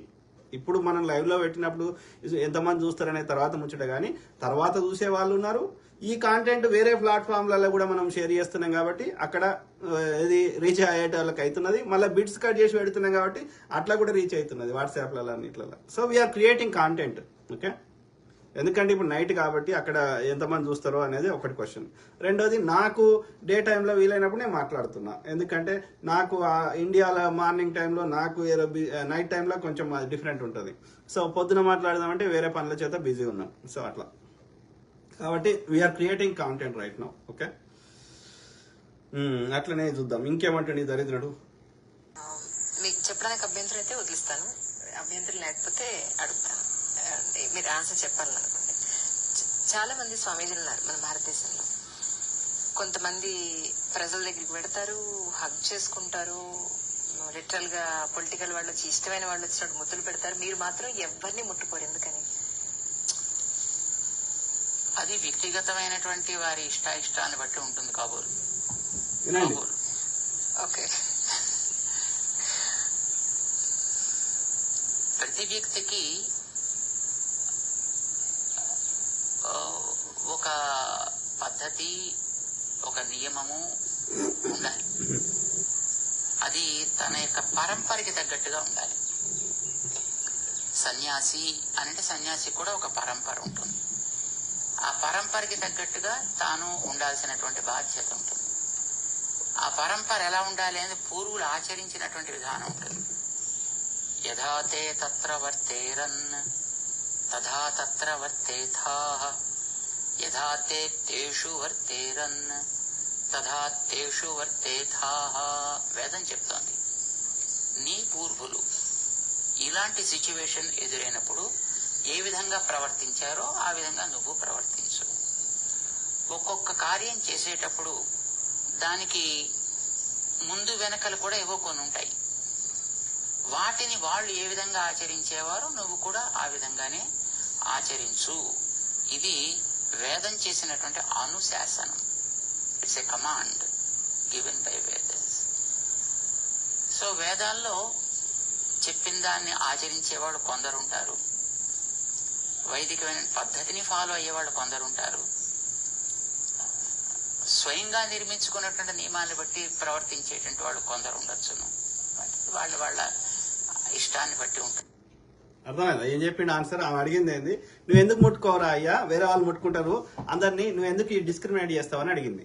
అడిగటామే బ్రాహ్మణే, చెప్పేటోడు బ్రాహ్మణే. ఓకే, సో అయితే ఈడేం ఆన్సర్ చెప్పిండు, మా వేదాలలో అనుశాసించబడింది. ఇట్స్ ఎ కమాండ్ అన్నాడు. కమాండ్ అంటే అనుశాసించబడింది. ఇలా లాజికల్ క్వశ్చన్ అడగకూడదు, ఇది తప్పు రైట్ అని మాట్లాడకూడదు. వేదంలో రాసిండ్రు కాబట్టి బాపనోడు. సో కాబట్టి ఆ వేదం రాసినోడు మళ్ళీ బాపనోడే. ఇప్పుడు ముచ్చడి చెప్తున్న వాళ్ళు ఇద్దరు బాపనోళ్ళే, తర్వాత ఆ వేదం రాసినోడు బాపనోడే, పాటించినోడు బాపనోడే, దాన్ని మన మీద ఇంప్లిమెంట్ చేస్తుంది బాపనోడే. సో అనుశాసనం అంటే కమాండ్ చేశారు కాబట్టి, ఆ పుస్తకాన్ని రాసిండు కాబట్టి వివక్షను పెంచి పోషించమని. ఇక ఎదురు క్వశ్చన్ అడగకూడదు, లాజికల్ క్వశ్చన్. అంటే నేనేమంటున్నా, అధర్మాన్ని ధర్మబద్ధం చేసిండు వీడి యొక్క వేదంలో, వీడి యొక్క మనధర్మ శాస్త్రంలో. అర్థమైందా? మరి ఆదిశంకరాచార్యుడు చెప్పిండు కదరా, ఈ అద్వైత సిద్ధాంతం చెప్పిండు కదా. మరి ఈ చండాలిన్ లోపల అదే పరమేశ్వరుడు ఉన్నాడు, నా లోపల అదే ఉన్నాడు, ఈ సృష్టి లోపల అదే ఉన్నాడు అని చెప్పిండు కదా. అది నచ్చదు వీళ్ళకి. ఎవడో అంటే ఆ వివక్షను పెంచి పోషించేదో నచ్చుతుంది, ఎందుకంటే నీ లోపల కూడా అది ఉన్నది కాబట్టి. ఆ దరిద్రం, నేను బ్రాహ్మణుడి గొప్పోడు అన్న ఫీలింగ్ నీ లోపల ఉంది కాబట్టి నువ్వు ఇది నీకు నచ్చిన మెట్ట సిద్ధాంతం, మెట్ట వేదాంతం చెప్తున్నావు కదా. ఆదిశంకరాచార్యుడు చెప్పిన అద్వైత సిద్ధాంతాన్ని పాటించాలి కదా మరి నువ్వు. ఆయనే కదా హిందుత్వాన్ని రివైవ్ చేసింది, దేశానికి 21 సార్లు తిరిగింది, 4 దిక్కుల 4 మఠాలు ఏర్పాటు చేసింది. మరి ఆయన చెప్పింది వినాలి కదా నువ్వు. నీకు నచ్చింది ఇంటా అంటే, నీకు నచ్చిన దగ్గర వక్రీకరిస్తా అంటే సో యూఆర్ కల్ప్రిట్. ఇట్లాంటి దరిద్రులు పొదుగాలు వేస్తే మనల్ని బతకనియరు. కాబట్టి మేలుకోరా శూద్రుడా మేలుకో. ఇక చూడు ఇంకేం చెప్తాడు ఇంకో బాపనోడు. ఈ భూమి మీద ఏ జీవైనా సరే బతికి బట్ట కట్టాలంటే ఆహారం సంపాదించుకోవాలి. ఆ ఆహారం లేకపోతే ఎవరు బతకలేరు. కానీ భారతదేశంలో మాత్రం అన్ని జీవులు ఆహారాన్ని కష్టపడి సంపాదించుకుంటాయి. ఒక్క జీవి మాత్రమే పెయిలకెళ్ళి చెమట సుక్క రాలకుండా బతుకుతా ఉంటది. ఆ జీవిని చూస్తారా పట్టుకొచ్చినా చూడండి. బాధపడే దానికి చాలా దోషం ఎక్కువగా ఉంది. అందుకు మీరందరూ కూడా ఎప్పుడైనా కూడా బ్రాహ్మణుడు అంటే భగవంతుడి స్వరూపుడు అని వేదం చెప్తా ఉన్నాయి. చూసారా ఇట్లా వాడు వేదమే అంటాడు చిన్న జీఆర్ గాడు, వాడో బాపనోడు వీడో బాపనోడు. వీడేమంటాడు వీడు కూడా వేదమే అంటాడు. వేదంలో అంటాడు రాసుకున్నాడు బాపనోడు. ఏమని బాపనోడు అంటే దైవ సమానం అంట. వినండి. ఈ రకరకాల సంఘాలన్నీ వచ్చి బ్రాహ్మణుల గురించి విమర్శించడం మొదలైంది. దయచేసి మీరు ఆ విమర్శన లోపలికి మాత్రం వెళ్ళమాకండి. ఎందుకంటే బ్రాహ్మణ్ణి విమర్శించిన, బ్రాహ్మణ్ణి దూషించిన, బ్రాహ్మణ్ణి బాధ పెట్టిన, బ్రాహ్మణుల యొక్క ద్రవ్యాన్ని దొంగలించిన, లేకపోతే బలాత్కారం చేసిన, బ్రాహ్మణ స్త్రీని మనం చెడు అభిప్రాయంతో చూసిన జన్మ జన్మల మన వంశాలన్నీ కూడా నిర్మూల్యమైపోతాయి. వింటుర్రా? బ్రాహ్మణుడికి అయితేనేమో అట్లా అంట. మరి శూద్రుడికి కావా? శూద్రుడి భార్యని బాపన్న దగ్గర 3 రాత్రులు వండబెడితే, శూద్రుడి యొక్క సంపద దోషిస్తే, శూద్రుడి హత్యని చేస్తే పాపకం కావా? బ్రాహ్మణుడికి మాత్రమే వర్తిస్తాయా? చెప్పమని ఒక్క బాపనోనైనా వేదంలో శూద్రుని గురించి ఇట్లా ఉన్నది చెప్పమని. అంటే నీ వేదం రాసుకున్నది బాపనాళ్ళకి ఉన్నతంగా పైకి ఉంచుకోవడానికి, శూద్రులని అనగదొక్కడానికి రాసుకున్న పుస్తకం అది. అందుకే ఆ యొక్క మనుధర్మ శాస్త్రాన్ని కాలబెట్టాల్సిన అవసరం ఎంతైనా ఉన్నది. వీళ్ళకెళ్ళి చెమట సుక్క రాల్చకుండా బతుకుతున్న జీవి ఇగో ఇదే. మాటలు చెప్పి పూటలు గడుపుకునే తందుకు మాత్రమే విలువ పుట్టిండ్రు. వీళ్ళట భగవత్ స్వరూపులట. బ్రాహ్మణులను ఏమన్నా అంటే అన్నోళ్ళ వంశాలు నాశనం అయిపోతాయట. అదే బ్రాహ్మణుడు ఎవరినైనా ఏమైనా అనొచ్చు అనేది సార్ వారి మాట. ముఖము నుంచి వెలువడినటువంటి వాడు నా విగ్రహంలో, విగ్రహం అంటే మనిషి రాయి కాదండి, నా ముఖం నుంచి వచ్చినటువంటి వాడు బ్రాహ్మణుడు, నా బాహువుల నుంచి వచ్చినటువంటి వాడు క్షత్రియుడు, నా తొడల నుంచి వచ్చినటువంటి వాడు వైశ్యుడు, నా పాదాల నుంచి మిగతా వర్ణాలన్నీ కూడా వచ్చాయి అని చక్కగా మళ్ళీ ఆ మంత్రం ఏం చెప్పాను, ఈ బ్రాహ్మణులు రాశారుగా ఈ మంత్రం కూడా అంటారు. అరే గాడిది, ఎవడైనా తల్లి గర్భంకెళ్ళి కదరా పుట్టేది. బ్రాహ్మణుడు ముఖంలోకెళ్ళి, క్షత్రియుడు భుజాలకేని, మా బీసీ ఎస్సీ ఎస్టీలంతా పాదాలకేని పుట్టినారు. ఎందుకురా ఈ పనివై మాటలు ఇంకెన్నొద్దులు చెప్తారా మాకు? ఓ నాగలు కట్టినోనివా, నట్టు తయారు చేసినోనివా, కరువు పనిలో తట్ట మోసినోనివా, చెరువులు నింపినోనివా? ఏ పని చేయకుండా పెయ్యాల్చిపోకుండా ముచ్చట్లు చెప్పుకుంటా ఇంకెన్నొద్దులరా మా ప్రజలను భ్రమలలో మూస్తారు మీరు? ప్రజలారా, మనల్ని కులాలుగా విడగొట్టింది వీళ్ళే. మనం విడిపోకపోతే వీళ్ళకి బతుకు తెరవే దొరకదన్నట్టు 4000 ఏళ్ల కింద ఇడగొట్టి ఇప్పటికి మన ఉసురు పుచ్చుకుంటూనే ఉన్నారు. మీరు ఒక్కటి గమనించుర్రి, పంచాంగం రాసేటోళ్ళు ఎవరు? ఈ బాపనోళ్లే. దాన్ని చదివేటోళ్ళు ఎవరు? ఈ బాపనోళ్లే. మనకు దోషం ఉన్నదని చెప్పేటోళ్ళు ఎవరు? ఈ బాపనోళ్లే. ఆ దోషానికి నివారణ చేసేది ఎవరు? మళ్ళా ఈ బాపనోళ్లే. పంచాంగంలో మన పాత్ర ఏమన్నా ఉన్నదా? ఇది ఎవరి బతుకుదేరు కోసం రాసుకున్న పంచాంగం చెప్పుర్రి. మనల్ని మనుషులుగా చూడని మనుధర్మ శాస్త్రం ఎట్లా గొప్పదైతుంది? మనకు సమాన హక్కులు ఇచ్చిన భారత రాజ్యాంగం కదా గొప్పది. అందుకే వీళ్ళ మోసాలకెళ్ళి బయటికి రాండ్రి, అసలైన భారతదేశం అప్పుడు నిర్మాణం అవుతుంది. ఆలోచించబెట్టున్నారా? ఈ బాపనోళ్ళ యొక్క మనధర్మ శాస్త్రానికి అలవెడదాం. బాబాసాహెబ్ అంబేద్కర్ గారు రాసిన రాజ్యాంగం బతకాలంటే బీజేపీని, ఆర్ఎస్ఎస్ ని బొంద పెడదాం, వాళ్ళ బ్రెయిన్ వాష్ సిస్టమ్ ని బొంద పెడదాం. ఓకే, చెప్పినట్టున్నా కదా. సో చూద్దాం ఇంకా కొన్ని ఉన్నాయా. ఇదేమంటాడు దరిద్రుడు. झूठों के सरदार ने पहले कांग्रेस मैनिफेस्टो पर झूठ बोला और अब कर्नाटक में आरक्षण को लेकर झूठ बोल दिया है. झूठे और दलितों से मुसलमानों को ट्रांसफर किया है, जो कि एक सफेद झूठ है.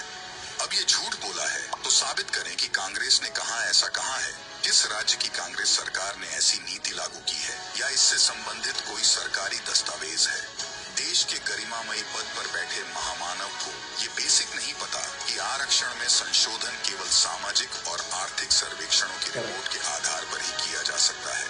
इसके अलावा राज्य सरकारों के पास अनुसूचित जाति और जनजाति के लिए आरक्षण को संशोधित करने का अधिकार नहीं है.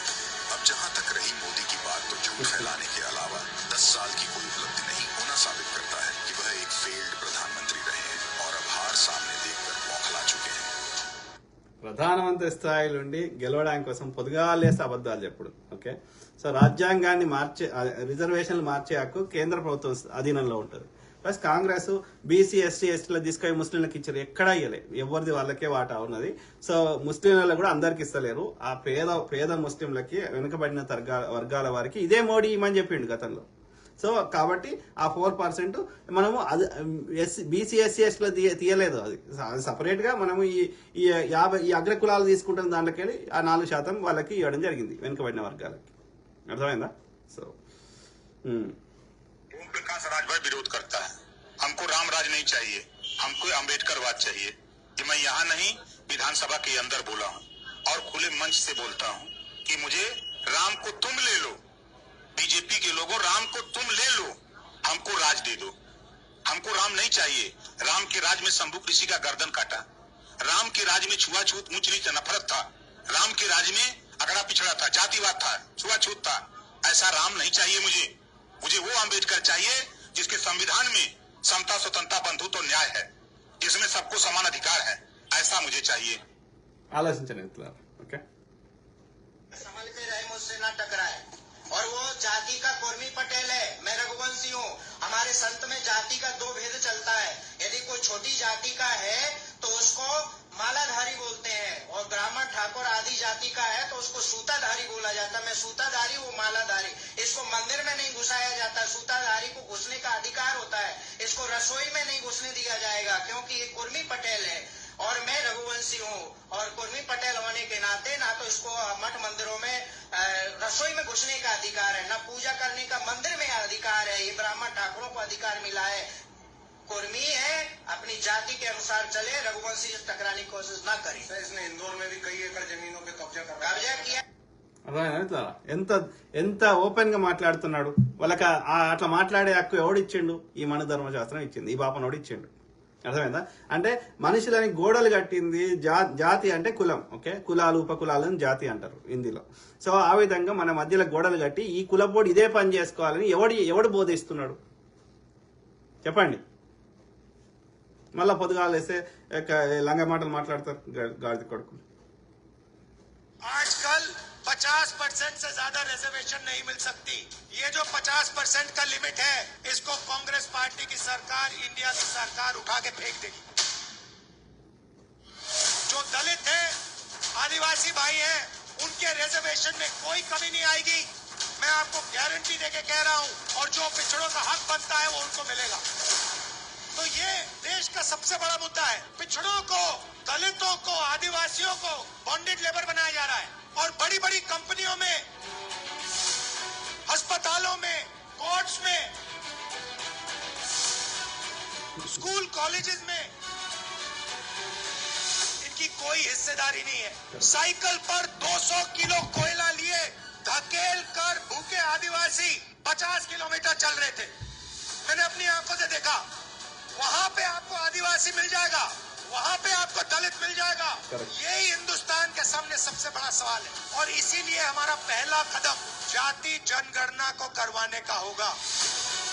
आखिरी बात, सरना कोड देना होगा और ये काम हम आपके लिए करवा के डिलीवर कर देंगे। घबराइए मत, डरिए मत। ఓకే మిత్రులారా, సో మేము 50% క్యాప్ ఎత్తేస్తామని చెప్తున్నాడు.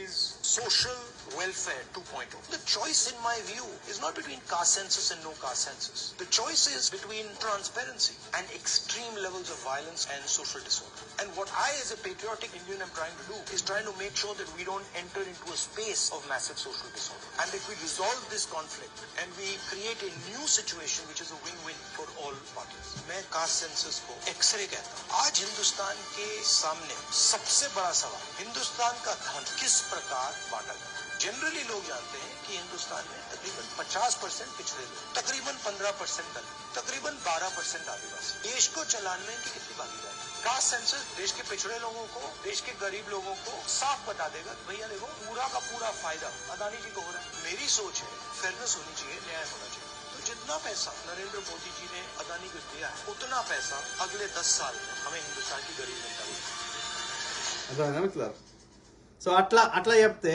మీరు నువ్వు అదానికి ఇచ్చిన సొమ్ము ఎంత ఇచ్చినావో అది పేదోళ్ళకి వంచుతా అంటే మీ ప్రాపర్టీ సెత్తుకోవద్దని మన అట్లా ప్రచారం. ప్రధానమంత్రి अगर हम नारा लगाते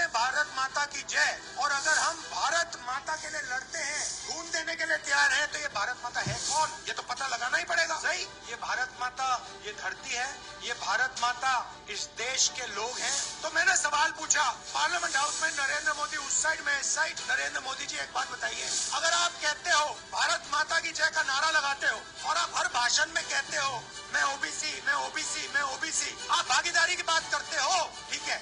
आज पार्लियामेंट हाउस में मुझे बता दो, देश को जो चलाते हैं उसमें से ओबीसी कितने, दलित कितने, आदिवासी कितने? नरेंद्र मोदी एक शब्द नहीं बोले, चुप हो गए।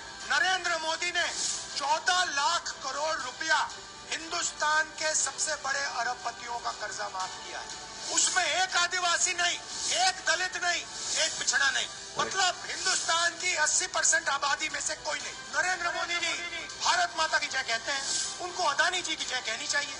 मेरा कहना है, अगर मैं भारत माता की जय का नारा कहूंगा या आपसे कहलवाऊंगा, तो सचमुच में भारत माता की जय तो करनी पड़ेगी। भारत माता आप लोग हो, सुन लीजिए, नरेंद्र मोदी जाति जनगणना नहीं कर सकते, क्योंकि नरेंद्र मोदी అదానీ के लिए काम कर। అందుకాదు ఇట్లా మనం ఏదైనా అడిగితే నో డేటా అవైలబుల్ అంటారు ఎన్డీఏ కూటమి. ఆర్టీఐకి ఏదైనా వేస్తే నో డేటా అవైలబుల్ అంటారు. ఎంత దౌర్భాగ్యం చెప్పండి.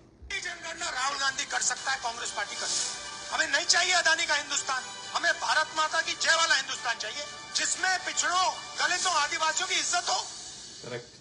ఆలోచించండి మిత్రులారా, మేలుకోరా శూద్రుడా మేలుకో. నేను ఇంత కష్టపడి ఇవన్నీ వీడియోలు చూపెట్టే ఉద్దేశం మనం నిజంలో బతుకుదాం. ఓకే, ఆ బీజేపీ వాట్సాప్ యూనివర్సిటీ ఫేక్లలో వద్దు. ఓకే, ప్రధాని బీసీ సార్, ప్రధానమంత్రినే చేసిన ఆయన బలవంతంగా రుద్దుకున్న బీసీ. ఆయన ముఖ్యమంత్రి కాకంటే ముందు ఆయన ఓసీ ఉన్నత వర్గాలు. ఆయన ముఖ్యమంత్రి అయినాక వ్యూహాత్మకంగా ఆయన కులాన్ని తీసుకొచ్చి బీసీలో కలుపుకున్నాడు. ఆయన కన్వర్టెడ్ బీసీ. ఆయన బనియా, మోడీ బనియా. సో ఆయన బీసీ కింద ఆయన ముఖ్యమంత్రి ఉన్నప్పుడు రాసుకున్నాడు. राहुल गांधी से तो मोदी जी, अगर आप सचमुच में ओबीसी को ताकत देना चाहते हो, आर्थिक ताकत देना चाहते हो, राजनीतिक ताकत देना चाहते हो, उनकी जितनी आबादी है उतना रिजर्वेशन उनको दीजिए। अगर आप नहीं करोगे, कांग्रेस पार्टी ये काम करके दिखाए। देख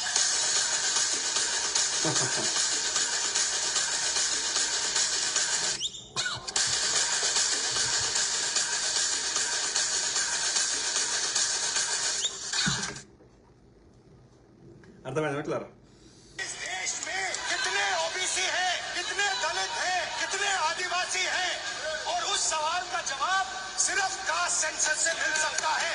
90 लोग हिंदुस्तान के सेक्रेटरी हैं, उनमें से 3 लोग ओबीसी समाज के हैं, 5% बजट को कंट्रोल करते हैं। और एक बार मैं मन बना लेता हूँ, मैं छोड़ता नहीं हूँ, मुझे ये पता लगाना है ये ओबीसी हिंदुस्तान में कितने हैं, और जितने हैं उतनी भागीदारी इनको मिलनी है। प्रधानमंत्री 24 घंटा ओबीसी की बात करते हैं। పార్లమెంట్ లో he's raising voice. Okay, so that it self shows he's very sincere. Okay, తప్పకుండా చేయడం జరుగుతుంది. కాంగ్రెస్ ఒక మాట ఇచ్చిందంటే తప్పదు, ఎప్పుడు తప్పలేదు. ఓకే, प्रधानमंत्री 24 घंटा ओबीसी की बात करते हैं,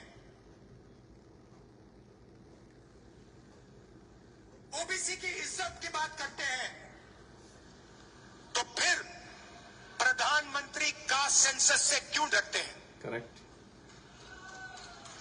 प्रधानमंत्री जी, अगले भाषण में आप हिंदुस्तान को बता दीजिए,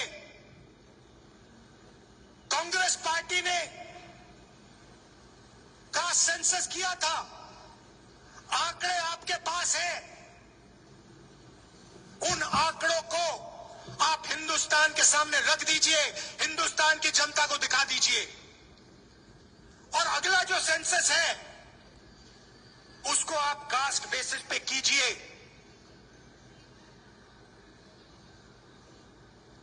ओबीसी का अपमान मत कीजिए, ओबीसी को धोखा मत दीजिए। అర్థమైంది మిత్రులారా. One of the things that this is quite a nice building, nice peacocks, nice peacock feathers on the ground, nice peacock feathers in the chair. It's a nice, tasteful building.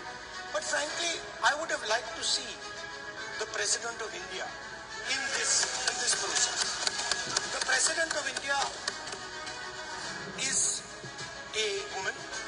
She represents the tribal community, and it would have been befitting to have her visible in this transfer from one house to the other. పార్లమెంట్కి ఎందుకు రానియలేదు ద్రౌపది ముర్ము గారిని? ఎందుకంటే ఆ మఠాధిపతులు రానిచ్చారు, ఆ బాపనలో రానిచ్చారు. ఎందుకని? Because వీడు రాసిన మనధర్మ శాస్త్రంలో విధవరాలు ఓకే ఇది ఓపెనింగ్లకు రాకూడదు, అశుభ సూచకం. ఎంత వివక్ష చెప్పండి. అట్లయితే ఇందిరాగాంధీ గారు ప్రధాని కాకపోదు విధవరాలు. అర్థమైందా? They are the 90 secretaries of the government of India. 90 people, secretaries, are responsible for managing the core of the government of India.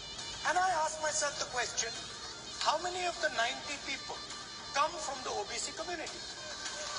And I was shocked and shattered by the answer. मैं आपको जवाब देना चाहता हूं, हिंदुस्तान के secretaries 90 में से सिर्फ 3 ओबीसी से हैं।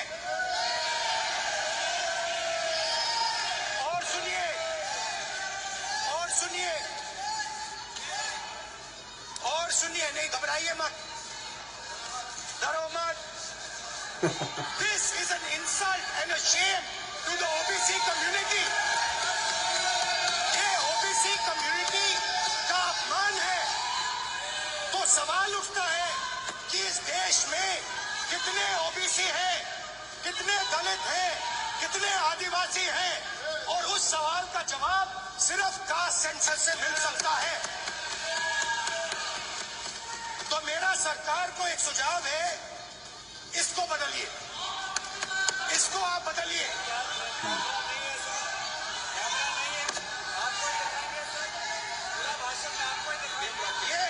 ये आप बदलिए। ये जो लिस्ट है ये ओबीसी समाज का अपमान है। 90 लोग हिंदुस्तान के सेक्रेटरी हैं, उनमें से 3 लोग ओबीसी समाज के हैं, 5% बजट को कंट्रोल करते हैं। तो जल्दी से जल्दी आप कास्ट सेंसस कीजिए, जल्दी से जल्दी जो हमने कास्ट सेंसस किया था उसका डेटा आप रिलीज कीजिए, और अगर आप नहीं करेंगे तो हम कर डालेंगे। Thank you.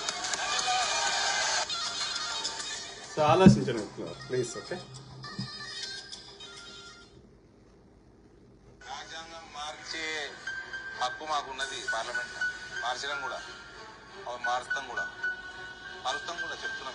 We need to draft a new constitution of India, एक नया सोच, एक नया दिशा, नया संविधान. ఒకవేళ ఆటవిక రాజ్యం చూడాలనుకుంటే రాజ్యాంగాన్ని కత్తి వేసుడు, రాజ్యాంగ సవరణ గురించి మళ్ళీ మాట్లాడుతుడు. నిన్ను రాళ్లతో కొట్టకపోతే అమ్మ మీద కొట్టే చెప్తున్నా, నిన్ను రాళ్లతో కొట్టకపోతే చూడు. సో రాజ్యాంగాన్ని సవరించవచ్చు, అమెండ్ చేయవచ్చు, కానీ మార్చే హక్కు లేదు. ఓకే, మారుస్తా అంటే ఊరుకోం. ఇంకా భావదారిద్ర్యం చూడండి. ఈ దరిద్రులు అసలు బాబాసాహెబ్ అంబేద్కర్ గారు రాజ్యాంగమే రాయలేదని ప్రచారం చేస్తున్నారు. చూడండి, రాజ్యాంగం మొత్తం ఎంతమంది రాశారు సార్? 286 మంది రాశారు. 286 మంది. ఒరిజినల్ రాజ్యాంగాన్ని దాదాపు ఒక 2-3 kgs ఉంటుంది వెయిట్. అది పార్లమెంట్ నుంచి మేము గుర్తొచ్చుకున్నాం దాన్ని, ఒరిజినల్ కాపీని తీసి లాస్ట్ చూస్తే 286 మంది సంతకాలు ఉంటాయి. అందులో ఒక సంతకం అంబేద్కర్. కామెడీ అంటే ఎంత కామెడీ అనిపిస్తుంది అంటే, ఈ 75 సంవత్సరాలుగా అంబేద్కర్ రాజ్యాంగం రాసిన చెప్తే పిచ్చ కామెడీ ఇస్తుంది. అంటే జస్ట్ ఒక డ్రాఫ్టింగ్ కమిటీకి చైర్మన్ అంతే. ఇప్పుడు రాజ్యాంగ కమిటీ రచనా కమిటీకి అధ్యక్షుడు అంటే అసలు ఆయనది ఏం పాత్ర లేదంట. ఇంకేం చెప్తాం మనం? ఇంత భావదారిద్ర్యానికి దిగజారితే అంబేద్కర్ గారిని అంత ఘోరంగా అవమానిస్తా అంటే ఆలోచించండి. అంబేద్కర్ అంటారు చూడరా, నీకు చెప్పింది మళ్ళీ తిట్టిపిస్తుంది వాడిని, మళ్ళీ ఇంకో దళితులతోటే. వీడెందుకు తిడుతున్నాడు? వీడు పెయిడ్ బ్యాచ్. ఇప్పుడు ఎవడైతే ఊరికి దూరం పెట్టినరో ఏ బాపనోడైతే ఆ బాపనోనికి ఓటేయమని మందకృష్ణ మాదిగా చెప్తుండే. ఎందుకు చెప్తుండే ఈ దరిద్రుడు? మళ్ళీ ఊరికి దూరం పెట్టడానికి కదరా, ఎందుకంటే వీడిని చిల్లర ఇచ్చారు కదా. అట్లా బాబు రాజేంద్ర ప్రసాద్ ఈయన డ్రాఫ్టింగ్ కమిటీ చైర్మన్. ఆ కమిటీలో 22 కమిటీలు, ఆ 22 కమిటీలో మరి ఇంకో 10 సబ్ కమిటీలు ఉన్నాయి. ప్రతి కమిటీకి ఒక చైర్మన్ ఉన్నాడు. అందులో డ్రాఫ్టింగ్ కమిటీకి అరే ప్రసాద్, నీకు ఇవాళ ఇంత స్వేచ్ఛగా మాట్లాడి టీవీ ఛానల్ మాట్లాడుతున్న హక్కులు నీకు ఇచ్చింది ఎవడో తెలుసారా? అంబేద్కర్ అంటాడు. ఎవడా నీకు చెప్పింది? హక్కుల కమిటీకి చైర్మన్ ఎవరా? సర్దార్ వల్లభాయ్ పటేల్. సర్దార్ వల్లభాయ్ పటేల్ మన హక్కులు ఏ విధంగా మన ప్రాథమిక హక్కులు ఇవన్నీ కూడా రాసింది సర్దార్ వల్లభాయ్ పటేల్. అందరూ ఏమంటారు? అంబేద్కర్ అంబేద్కర్ అంటారు. మొన్న రీసెంట్ గా ఒక ఎంఆర్పిఎస్ అనంతపురం అతనితో కూడా మాట్లాడాను. ఆడియో కూడా పెట్టాను నేను వీడియోలో. ఆయన ఎంత అంటే అంబేద్కర్ పాపం ఇక వాళ్ళను తిట్టాలంటే కూడా ఒక్కోసారి అనిపిస్తుంది వీళ్ళను రాంగ్ ట్రాక్ లో తీసుకుపోయి వీళ్ళందరూ అని చెప్పేసి అనిపిస్తుంది ఒక్కోసారి. రిజర్వేషన్ తీసుకొచ్చింది అంబేద్కర్ అట. అసలు అంబేద్కర్ కి రిజర్వేషన్ ఇచ్చే దేశం ఇది. అంబేద్కర్ పుట్టక ముందు సో అంబేద్కర్ కొట్లాడుతున్నాయి కదరా పూనా వడంబడిక చేసి మనకి రిజర్వేషన్ సిస్టమ్ కి ఓనం స్టార్ట్ చేసింది. రాజ్యాంగంలో రిజర్వేషన్ అనే దానికి మూల కారణము అంబేద్కర్ గారే 1000%. 75 సంవత్సరాల నుంచి మారిన రాజ్యాంగం ఈ రోజు అమరా ప్రసాద్ గారి వల్ల 75 సంవత్సరాల్లో రాజ్యాంగం చాలా మారిందండి. మారలేదని స్థాయి నుంచి ఒలనా కొడుకులకి మారడానికి, సవరించడానికి, అమెండ్ చేయడానికి, మార్చడానికి చాలా తేడా ఉందిరా అయ్యా. ఈ ఎడ్డి నా కొడుకులున్నారు, ఇది నా కొడుకులు అంటే కావాలని దేడుషారి చేస్తున్నారు. వాళ్ళు ఆ పదాలని కావాలని అది అటు అటు చేస్తున్నారు. మార్చడానికి అది కథలు పడుతున్నారు. అమెండ్ చేసుకో, మోడీ కూడా చేసిండు, ఎవడేం అనలేదు మోడీ అమెండ్ చేస్తే 106సారి. కానీ రిప్లేస్ చేస్తా మారుస్తా అంటే ఊరుకోం, తోలు తీస్తాం.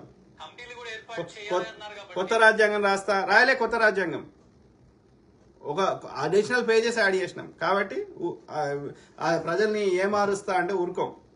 ఒక్క నిమిషం రోషన్ గారు, రాజ్యాంగం మారలేదు అన్నది అబద్ధం అండి. రాజ్యాంగం యొక్క స్వరూపాన్ని కంప్లీట్ గా మార్చారు. ఎందుకంటే సోషలిస్ట్ సెక్యులర్ అనేది మొదట్లో అంబేద్కర్ గారు రాజ్యాంగం రాసినప్పుడు లేదు. అవన్నిటి మీద సుప్రీంకోర్టులకు పోయినరు. సుప్రీంకోర్టు క్లియర్ గా చెప్పింది బాబాసాహెబ్ అంబేద్కర్ గారు రాసిన రాజ్యాంగంలో అది స్పెసిఫిక్ గా రాసినా రాయకపోయినా అవన్నీ అంతర్లీనంగా సెక్యులర్ అవన్నీ ఉన్నాయి అని క్లియర్ గా ఎప్పుడో తీర్పిచ్చింది. మళ్ళా మీదికెళ్ళి ఇంకా కథలు చెప్తున్నావు. ఎన్ని ఆర్టికల్ చూపెట్టాలి? సెక్యులర్ అందరు సమానం ఉండాలని చెప్పింది గాడిది. రాజ్యాంగం యొక్క స్వరూపాన్ని తెలియజేస్తాయి. అన్ని అబద్ధాలు మాట్లాడతావు. అలాంటిది 1976 42nd అమెండ్మెంట్ ద్వారా మొత్తం సోషలిస్ట్ సెక్యులర్ అనే పదాలు యాడ్ చేసి రాజ్యాంగం యొక్క మౌలిక స్వరూపాన్ని మార్చేశారు. ఇది కాకుండా రాజ్యాంగాన్ని 120 అమెండ్మెంట్స్ చేశారు ఇప్పుడు దాకా. ఇంకా ఎన్నో మారుతున్నారు. కానీ రాజ్యాంగాన్ని మార్చాలి అనే మాట రాగానే మాత్రం ఈ అంబేద్కరిస్టులు ముసుగులో ఉన్న వాళ్ళు కావచ్చు, లేకపోతే ఫేక్ అంబేద్కరిస్టులు కావచ్చు, కొంతమంది రెచ్చిపోతూ ఉంటారు. అరే ఎప్పుడు రెచ్చిపోలేదురా. మోడీ కూడా ఆర్టికల్ 370కి సంబంధించిన అమెండ్మెంట్ చేసిండు, అర్థమైందా? రెచ్చిపోలే. అట్లా ఎన్నో అమెండ్మెంట్స్ జరిగినాయి, రెచ్చిపోలే. నువ్వు రిప్లేస్ చేస్తా అంటున్నావు, మారుస్తా అంటున్నావు, అది కరెక్ట్ కాదంటున్నాం. మార్చలే రాజ్యాంగాన్ని, అమెండ్ చేసినాం. వి అమెండెడ్ 106 times. ఓకే, కేసీఆర్ గారు అంటే కేసీఆర్ గారి మీద కూడా పెద్ద రివోల్ట్ తీసుకొచ్చారు. సరే మారుస్తాడు మార్చకపోతాడు తర్వాత విషయం అండి. అసలు మార్చాలి అని నేను కోరుకోవటం, ఆ కోరికను నేను ప్రకటించుకోవటం అంత పెద్ద నేరమా? నేరమే. భారత రాజ్యాంగాన్ని రిప్లేస్ చేస్తా అంటే నేరమే. నయా సోచ్ నయా సంవిధాన్ అన్నాడు కేసీఆర్, ఇప్పుడే చూపెట్టినా కదా. నేరమే. మాట్లాడితే మాకు వాక్ స్వాతంత్రం ఉందని హిందూ ధర్మాన్ని తిడతారు, మతాలను తిడతారు, దేవుళ్ళని తిడతారు. మనువాదులను తిడతాం, బ్రాహ్మణవాదులను తిడతాం, వివక్షను పెంచి పోషించే సనాతన ధర్మం పేరు మీద అధర్మాన్ని ధర్మబద్ధం చేసే గాడి కొడుకులను తిడతాం. అర్థమైందా? హిందూ ధర్మం వేరు, సనాతన బ్రాహ్మణిజం వేరు, బ్రాహ్మణుల సనాతన ధర్మం వేరు. ఓకే, రాజ్యాంగాన్ని మార్చమని అడగటం మాత్రం ద్రోహమా? ద్రోహమే.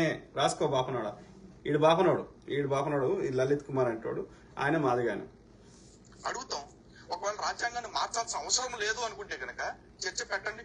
ఎందుకు మార్చాలో మేము చెప్తాం, ఎందుకు మార్చొద్దో మీరు చెప్పండి. చెప్తాం. ఎందుకు మార్చొద్దు అంటే ఈ ఎలక్షన్స్ ఉండాలి కాబట్టి మార్చకూడదు, ఏది రిజర్వేషన్లు ఉండాలి కాబట్టి మార్చకూడదు, కోర్టులు ఉండాలి కాబట్టి మార్చకూడదు. అర్థమైందా? ఎలక్షన్ కమిషన్ ఉండాలి కాబట్టి మార్చకూడదు. 100,000 లక్ష కారణాలు చెప్తా. చూస్తారు. అరే ప్రజాస్వామ్యం అంటేనే చర్చలు కదా. అసలు చర్చకే తావు లేకుండా బెదిరింపులు ఏంటి, భయపెట్టాలి ఏంటి, చంపేస్తారు. ఎందుకంటే ఇప్పుడు కొన్ని సెన్సిటివ్ ఉంటాయి, వాటిని టచ్ చేయకూడదు. అర్థమైందా? ఇప్పుడు ఎవరైనా, ఇప్పుడు ఇదే లలిత్ కుమార్ అన్నాడు, వాళ్ళ తల్లిని తిట్టి తూరుకుంటాడా? చర్చిద్దాం, మీ తల్లి ఇట్లా అట్లా, మీ తల్లి అట్లా ఏదైనా నెగిటివ్ మాట్లాడినా ఊరుకుంటావా? చర్చ కూడా రానియవు. సేమ్ థింగ్, రాజ్యాంగం అనేది అంత సెన్సిటివ్ ఇష్యూ కాబట్టి దాన్ని మార్చే హక్కు లేదు. ఆ టాపిక్ కూడా చర్చకు కూడా తావలేదు. అది దరిద్రుడా. పైగా అంబేద్కర్ గారి విషయంలోకి వచ్చేప్పటికి అంబేద్కర్ గారు ప్రపంచ మేధావి, ఆయన రాసిందాన్ని తప్పు పడతావా అంటారు. అరే ఆయన ప్రపంచ మేధావి కాదు, ఆయన చదువుకున్న సబ్జెక్ట్ ఏదైతే ఉందో బహుశా దానిలో మేధావి అయితే అయి ఉండొచ్చు. ప్రపంచంలో అరే అవలా నా కొడక చైర్మన్ అయ్యి ఎంత కష్టపడి తన ఆరోగ్యం క్షీణిస్తున్నా కష్టపడి ఇది 3 ఏళ్లలో రాసిండు. పాకిస్తాన్ 30 ఏళ్ళు పట్టింది రాజ్యాంగం రాసుకోవడానికి. మళ్ళా అట్లాంటి మహనీయుని మీద మీరే భారతరత్న ఇచ్చి మీరే అవమానించడం గాడిది కొడుకులారా. అంటే ఉట్టిగా అలా పోయేది ఏం లేదు కదా, భారతరత్న ఉట్టి టైటిలే కదా. ఎంతమందికి ఇచ్చారు నోరు మూపించడానికి మీ ఓట్ల కోసం? మీకు నిజంగా అంబేద్కర్ గారి మీద ప్రేమ ఉంటే రాజ్యాంగం ఎత్తేస్తా అన్నారు, రిజర్వేషన్ ఎత్తేస్తా అన్నారు. చదువుకున్న వ్యక్తి కాదు. ఈరోజు హిందూ గ్రంథాల గురించి ఆయన పరిజ్ఞానం ఎంత అనేది ఆయనకు సంబంధించిన రిడిల్స్ ఆఫ్ రామాయణ కృష్ణ చదివితేనే అర్థమవుతుంది. ఆయనకి సబ్జెక్ట్ అర్థం కాలేదు. ఎందుకు కాలేదురా? క్లియర్ గా అర్థమైంది. శంభూకుని ఎందుకు చంపిర్రా అని అడిగిండు. మీ ఏవేవి వివక్ష ఉన్నాయో అవన్నీ చెప్పిండు రిడిల్స్ ఆఫ్ రామాయణంలో. అవి మీకు నచ్చట్లేదు, ఆ నిజాలు అంగీకరించాలంటే మీకు నచ్చట్లేదు.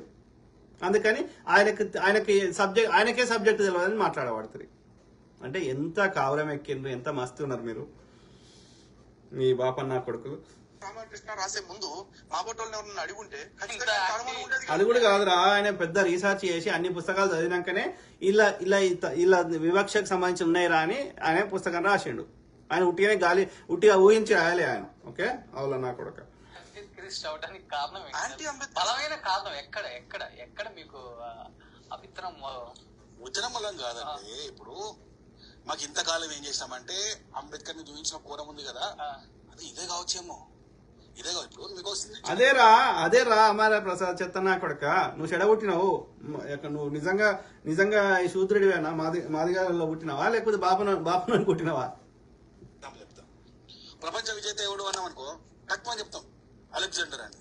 కానీ వాడిని భారతదేశాన్ని దండయాత్ర చిత్తుగా ఓడగొట్టిన రాజుగారు తెలుసా? అది వాడు మొత్తం ఎందుకు తెలియదు? అందరు తెలుసు పురుషోత్తముడు అని అందరు తెలుసు. పోరస్ అని. కానీ ప్రపంచ విజేత అని చదువుకుంటున్నాం. పురుషోత్తముడు మన భరతుడు, ఈ దేశానికి ఇవాళ భారత్ అని పేరు పెడుతున్నాడు. ఆయన ఎంత పెద్ద రాజు, మొత్తం ప్రపంచాన్ని జయించిన రాజు ఆయన. ఒకటి తెలుసా? అంటే మనకు తెలియకుండా మనకి ఎన్నో ఎక్కడరా ఇప్పుడు చెప్పగలుగుతారా? భరతుడు ఏ శతాబ్దం వాడో చెప్పగలుగుతారా? ఏమి చెప్పలేరు. ఆలోచించండి మిత్రులారా. సనాతన ధర్మం అంటేనే ఎప్పటి నుంచో ఉన్న ధర్మాలను ఫాలో కావడం. ఫస్ట్ ఆఫ్ ఆల్ మీరేం చెప్తారు? సనాతన ధర్మాన్ని ఫాలో అవ్వాలంటారా వద్దు అంటారు? సనాతన ధర్మాన్ని ఫాలో అవ్వకూడదు. ఎందుకు అవ్వకూడదు కూడా చెప్తాను నేను. ఒకటి గమనించండి, ఈ రోజుకి దేవదాసి వ్యవస్థ ఉంది. అవును. ఇప్పుడు కొన్ని కులాల్లో ఇది ఉంది, ఈ ఆచారం ఉంది. మరి దేవదాసి వ్యవస్థ దేవుడికి కానుకగా ఇచ్చే విషయం ఏదైతే ఉందో అది మన అమ్మాయికి అయితే ఒప్పుకుంటామా? మీ అమ్మాయిని అయితే మీరు ఒప్పుకుంటారా? ఇప్పుడు ఎవరైతే సనాతన ధర్మం కరెక్ట్ అని చెప్తున్నారో వీళ్ళు ఎవరన్నా ఒప్పుకుంటారా? వాళ్ళ కుటుంబాల్లోంచి ఇస్తారా? మరి నిజంగా అది దేవుడి కోసమే కదా ఆ బిడ్డను సమర్పించేది, దేవుడికి కానుకగా కదా. మరి మీరు కూడా దేవుడికి కానుకగా సమర్పించండి. ఏదే పాత కాలంలో కింది కులాల వాళ్ళు భరించేవాళ్ళు. మన జీవితాలు ఇంతే కావచ్చు, మనం అక్కడ పుట్టాం కాబట్టి మన బతుకులు ఇంతే కావచ్చు అని వాళ్ళు దానికి అలవాటు పడిపోయి దాన్ని వ్యతిరేకించే శక్తి లేక భరించేవాళ్ళు. కానీ ఇప్పుడు ఈ నవయువకులు ఎవరైతే ఉన్నారో వీళ్ళు సినిమాలు చూస్తున్నారు. ఇప్పుడు ఈ మధ్య కాలంలో జై భీమ్ సినిమా వచ్చింది, అది చాలా కనువిప్పు. ఇట్లాంటివి చూసిన తర్వాత వాళ్ళకి దీన్ని ఒప్పుకోవాలని లేదు. ఆలోచించండి మిత్రులు. ఓకే, సో నేను చాలా ఆధారాలు చూపెడుతున్నా, సో ఆలోచించమని కోరుతున్నా. ఓకే, ఇంకా కొన్ని సో ఫాస్ట్ చూసే ప్రయత్నం చేద్దాం. ఏ రాజకీయ పార్టీ అయినా మతం పేరుతో కులం పేరుతో మనుషుల్ని ద్వేషించడం నేర్పినంత శ్రద్ధగా ప్రేమించడాన్ని నేర్పకపోతే ఆ పార్టీ కార్యకర్తల అరాచకాలు ఇదిగో ఈ వీడియో లాగా ఇలా బయటకు వస్తాయి. బాధితుడు ఆదివాసీ, పేరు దస్మత్ రావత్. అతని మీద మూత్రం పోసిన వ్యక్తి మధ్యప్రదేశ్ బీజేపీ ఎమ్మెల్యే కేదార్నాథ్ శుక్లా ప్రధాన అనుచరుడు ప్రవేశ్ శుక్లా. నిందితుడిని ఆలస్యంగా అరెస్ట్ చేయడంతో సీఎం శివరాజ్ సింగ్ చౌహాన్ శుక్లా అంటే బాపనోడు విమర్శలు ఎదుర్కొన్నారు. నవంబర్ లో మధ్యప్రదేశ్ ఎలక్షన్స్. ఈ నేపథ్యంలో ఈ ఇష్యూ ఒక్క ఆదివాసి గాని ఒక శూద్రుడు బాపనోని మీద ఉత్సవస్తే ఎంత పెద్ద అనర్థం జరుగుతుందో మీరు ఆలోచించండి. అర్థమైందా? మరి బాపనోడు పోయొచ్చా అంటే మన మైండ్స్ ని ఎట్లా నాశనం చేసిర్రు ఈ వివక్ష అనేది మనం ఆలోచించుకోవాలి. ఓకే, అగ్రకులం వాళ్ళకైతేనేమో ఆ రియాక్షన్ వేరే ఉంటుంది, మిగతా వాళ్ళకైతే వేరే ఉంటుంది. ఎట్లా? ఎందుకు నీ లోపల అదే ప్రాణం ఉంది, వీని లోపల అదే ప్రాణం ఉంది కదా. సో కాబట్టి ఈ దరిద్రం పోవాలి. ఓకే, ఈ దరిద్రాన్ని పెంచి పోషించేది ఓటరా అంటే ఇదే బీజేపీ, ఆర్ఎస్ఎస్, మనువాదులు, బ్రాహ్మణవాదులు. ఎంత డ్యామేజ్ చేస్తుందో చౌహాన్ కి తెలుసు. అందుకే వెంటనే బుల్డోజర్ ని రంగంలోకి దింపి నిందితుడి ఇంటిని కూల్చేశారు. ఆ తర్వాత సీఎం బాధితుడిని ఇంటికి పిలిపించుకొని స్వయంగా అతని కాళ్ళు కడిగి ఇలా సన్మానం చేశారు. ఈ దస్మత్ రావత్ గాని ఇలాంటి బలహీన వర్గాలకు చెందిన వాళ్ళు గాని ముఖ్యమంత్రులు తమ కాళ్ళు కడగాలి అని చెప్పి కోరుకునేది సమానత్వం, ఆత్మగౌరవం. నాయకులు వాటిని పాటిస్తూ కార్యకర్తల్ని ప్రోత్సహించినప్పుడు ఎవరి కాళ్ళు పట్టుకోవాల్సిన అవసరం రాదు. ఆలోచించండి. नमस्कार। मेरी एक तरफ सीधी जिले में आदिवासी व्यक्ति के मुंह पर पेशाब करता ये भारतीय जनता पार्टी के विधायक केदारनाथ शुक्ला का प्रतिनिधि है। मेरी दूसरी तरफ सीधी जिले के ही थाने में इस हालात में खड़े पत्रकार हैं। जानते हैं कि इन दोनों तस्वीरों में कॉमन क्या है? इन दोनों तस्वीरों में ये कॉमन है कि ये दोनों तस्वीरें भारतीय जनता पार्टी के सीधी जिले के विधायक केदारनाथ शुक्ला से जुड़ी हुई है।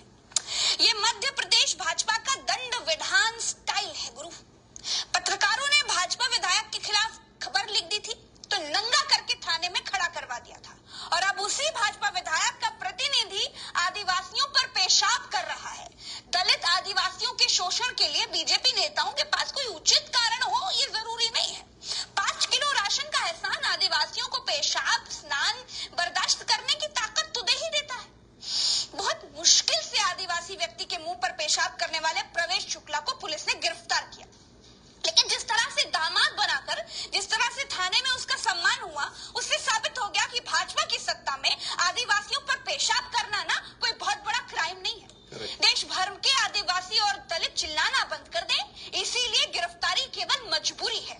लेकिन थाने जाते हुए इसका जरा स्टाइल देखिए, और उसके बाद पुलिस पीठ पर शाबाशी का हाथ कैसे मारती है वो भी देखिए। अगर इस जगह पर प्रवेश शुक्ला ना होता, कोई परवेज होता, कोई खान होता, कोई मौर्य होता, कोई यादव होता, कोई और होता, तो क्या पुलिस ऐसे ही दामाद बनाकर थाने लेकर के जाती? नहीं, ये भारतीय जनता पार्टी का आदमी है, ये विधायक का प्रतिनिधि है, इसके पीछे सत्ता की ताकत है। इसीलिए शिवराज सिंह चौहान की पुलिस आदिवासी के मुंह पर पेशाब करने वाले प्रवेश शुक्ला की पीठ पर वाशी वाली थपकी मार रही है। जिस देश में पेड़ पत्थर सब में भगवान विराजते हैं, उस देश में भारतीय जनता पार्टी का एक नेता एक आदिवासी समाज के व्यक्ति के मुंह पर पेशाब कर रहा है। जिस देश में जीव जंतु, गाय भैंस, कीड़े मकोड़ों सबका सम्मान किया जाता है, उस देश में भारतीय जनता पार्टी का विधायक का ये प्रतिनिधि आदिवासी व्यक्ति के मुंह पर पेशाब कर रहा है। जिस भारतीय जनता पार्टी के हाथ में दलितों और आदिवासियों ने देश की भागदौड़ दे दी, उसी भाजपा का नेता आदिवासी व्यक्ति के मुंह पर पेशाब कर रहा है। ये शराब का नशा नहीं है, ये उस सोच का नशा है जो सीधी के भाजपा विधायक केदारनाथ शुक्ला से प्रवेश शुक्ला में ट्रांसफर हुआ है। जी दोस्तों, शराब के नशे में ना ये प्रवेश शुक्ला क्या अपने घर में किसी के मुंह पर, किसी के सर पर पेशाब कर सकता था? शराब के नशे में क्या ये किसी बीजेपी नेता के सर पर पेशाब कर सकता था? नहीं कर सकता था। तो फिर एक आदिवासी व्यक्ति के मुंह पर पेशाब क्यों की? इसमें क्या है कारण? इस क्यों का जवाब ना आप ही के भीतर है। इस क्यों का जवाब आप जानते हैं। पेशाब विसर्जक प्रवेश शुक्ला जैसे न जाने कितने प्रवेश शुक्ला SC/ST एक्ट को हटाने की मांग करते हैं। कहते हैं कि इस एक्ट से दलित आदिवासियों को प्रोटेक्शन मिलता है। इस एक्ट का इस्तेमाल दलित आदिवासी गलत तरीके से करते हैं। मोदी जी के राज में सब बराबर हो गए, सब समान हो गए हैं। जब सब समान हो गए हैं तो फिर SC/ST एक्ट का क्या काम है? ठीक उसी तरह जैसे ये आरक्षण का विरोध करते हैं, वैसे ही इनको SC/ST एक्ट भी नहीं चाहिए। दोस्तों, जब SC/ST एक्ट है तब दलित आदिवासियों का ये हाल है। अब जरा सोचिए कि जब ये नहीं रहेगा तब क्या होगा। वीडियो तो आप सबने देखा होगा, मैं वो वीडियो आपको नहीं दिखाऊंगी, और एक आदिवासी का अपमान मैं आपको दिखा भी नहीं सकती। लेकिन सत्ता की समानांतर पंक्ति में बैठे प्रवेश शुक्ला जैसे लोगों को ऐसा कुकृत्य करने की ताकत कहाँ से आती है? अभय वर कहाँ से मिलता है जी? कहाँ से आती है इनके भीतर गलती से। जिसकी मद में चूर ये किसी आदिवासी के मुंह पर पेशाब करते हैं, ये प्रवेश शुक्ला है। ये सीधे से भाजपा विधायक केदारनाथ शुक्ला का प्रतिनिधि है। लेकिन जैसे पूरी दुनिया में थू थू होने लगी, विधायक उस बात से ही मुकर गए कि प्रवेश शुक्ला उनके प्रतिनिधि हैं। भारतीय जनता पार्टी इस बात से मुकर गई कि प्रवेश शुक्ला भारतीय जनता पार्टी का कार्यकर्ता है। अगर विधायक का प्रतिनिधि प्रवेश शुक्ला नहीं है तो अखबारों में ये झूठी खबर छपी थी क्या? उसका ये लेटर झूठ है क्या? अगर बीजेपी का कार्यकर्ता नहीं है तो क्या ये दस्तावेज झूठे हैं? नहीं, झूठ नहीं है।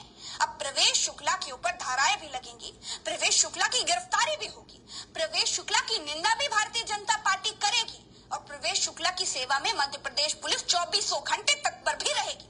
जिस पर पेशाब किया वो मुकर जाएगा। कुछ दिन में उस पर इतना दबाव होगा कि वो पेशाब को अमृत मान जाएगा। अभी के लिए इस वीडियो में इतना ही। नमस्कार, जय हिंद, जय भारत। ఆలోచించండి సో ఇదంతా ఎందుకు వస్తుంది? ఎందుకంటే వందల సంవత్సరాల నుంచి ఈ యొక్క మనుధర్మ శాస్త్రాన్ని మన బ్రెయిన్లలో నింపడం జరిగింది. సబ్ కాన్షియస్ మైండ్ లెవెల్లో అది తప్పు కాదు అన్న భావం వస్తుంది కాబట్టి సో ఆ విధంగా మనం ప్రవర్తిస్తాం. ఇప్పుడు వాడు తాగి ఉంటే వాళ్ళ అమ్మ మీద పోయాడు కదా, వాళ్ళ బీజేపీ నాయకుడి మీద పోయాడు కదా, ఉత్సవ బ్రాహ్మణుడి మీద పోయాడు కదా, మరి ఆదివాసిని ఎందుకు వచ్చినవరా? ఎందుకంటే వాళ్ళు తక్కువ జాతి అని చిన్నప్పటి నుంచి నేర్పించినాం కదా. సో ఇది ఒక్క ఇన్సిడెంట్ కాదు, ఇట్లాంటి వందలు. ఇవాళ బిల్కిస్ బానో రేప్ చేస్తే వాళ్ళ బాపన్ వాళ్ళని మళ్ళీ వదిలేసినావు, అర్థమైందా? సో మనీషాని రేప్ చేసి చంపేసిండు బాపనోడు. పోలీస్ ఫైల్ అయ్యే పోలీస్ కేసు ఫైల్ చేయాలి, కేసు ఫైల్ చేయమని కొట్లాడితే ఆ యొక్క కేసు ఫైల్ చేసినందుకు వాళ్ళ తల్లిదండ్రులను బుల్డోర్ గుద్ది చంపేశారు. ఇట్లా వందల ఇన్సిడెంట్లు. ఇక బ్రిజ్ భూషణ్ శరణ్ సింగ్ సంగతి చూసినాం. ఇక దళితుల మీద అయితే యూపీ అక్కడ రాష్ట్రాల్లో అయితే ఈ బ్రాహ్మణుల యొక్క ఆధిపత్యం ఉన్న రాష్ట్రాలు, బీజేపీ పాలిత రాష్ట్రాలు అయితే ఇక దళితుల బతుకులు అయితే ఇక వాళ్ళు శరీరం మీద బట్టలు వేసుకోకూడదు, ఇక భయంకరం. ఓకే, ఇక దాడులు, ఇక ఇది వాళ్ళని చంపుడు, ఇవన్నీ నిత్యకృత్యం. ఓకే, చూడండి ఇప్పటికీ ఉంది వివక్ష. చూడండి, మేం జంతువులం కాదు, మనుషులం. మీలాగా మేం కూడా మనుషులుగానే పుట్టాం. మీ పిల్లలు చదువులు చదివి జీవితంలో ఎదుగుతున్నారు. మరి మా పిల్లలు ఇంకా ఎన్నాళ్ళు ఈ వెనుకబడితనంలో మగ్గాలి? 10-15 రోజులుగా మా పిల్లలు బడికి వెళ్ళటం లేదు, ఇంట్లోనే ఉంటున్నారు.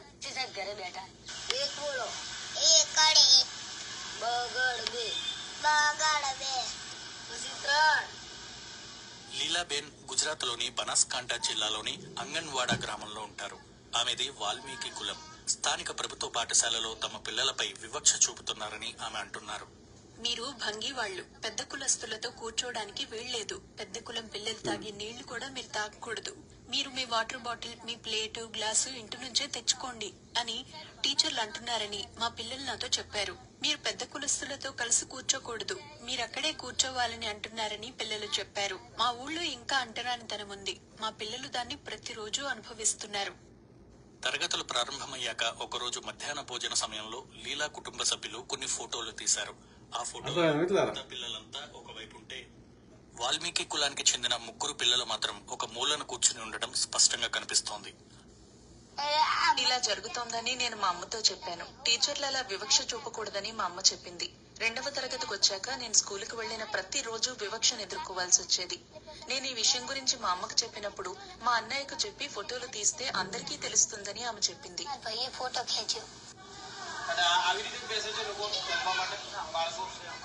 బీబీసీ ఆ స్కూల్ కి వెళ్లి దళిత కుటుంబాల పిల్లలపై సో ఒక్కసారి ఆలోచించండి. ఇప్పుడే ఇట్లుంటే ఒక 100 సంవత్సరాల వెనకాల ఎట్లుండే ఆలోచించండి.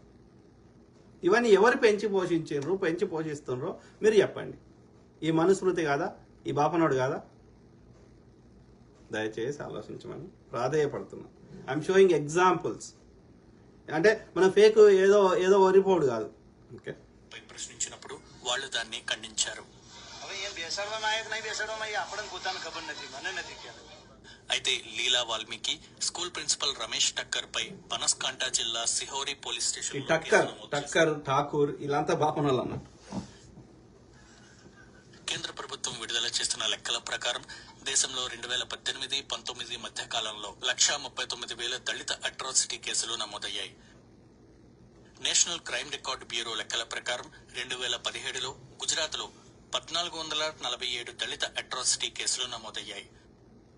2018లో ఈ సంఖ్య 1426 కాగా 2019లో 1416 కేసులు నమోదయ్యాయి.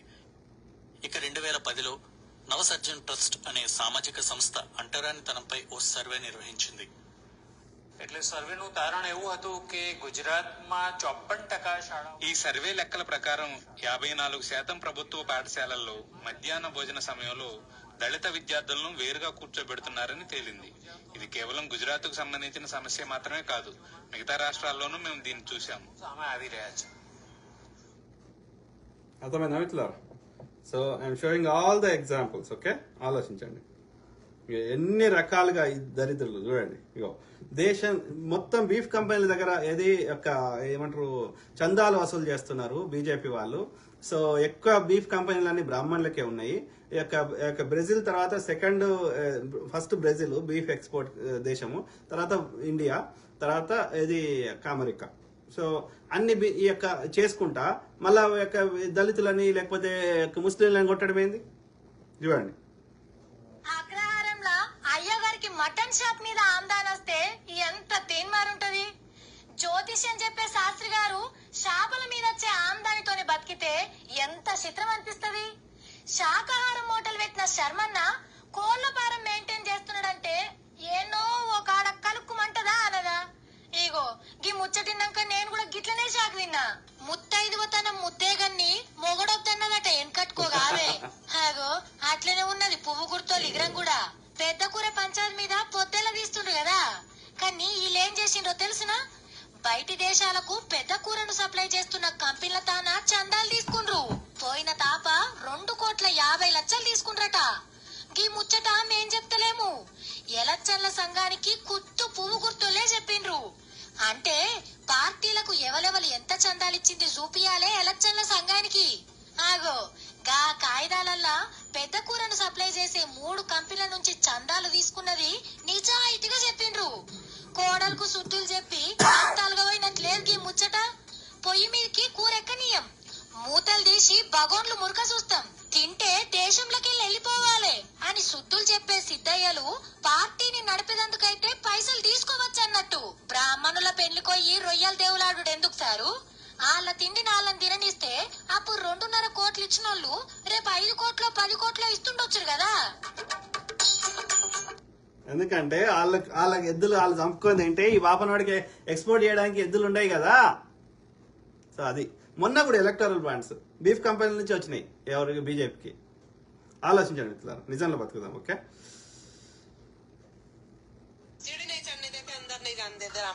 हमारा तो कोई मंदिर है नहीं, उनके मंदिर है, उनमें जाते कभी कभी काम पड़ता, बाहर से दर्शन करके आ जाते. भेदभाव रखते जाति जी, ये चमार है, वो बले, ये वो धोबी है, ये भंगी, ये बसोड़. नहीं बनने देते हम. अच्छा, ऐसा बोलते हैं कि ना पानी नहीं है, कैसे भी लेके आओ.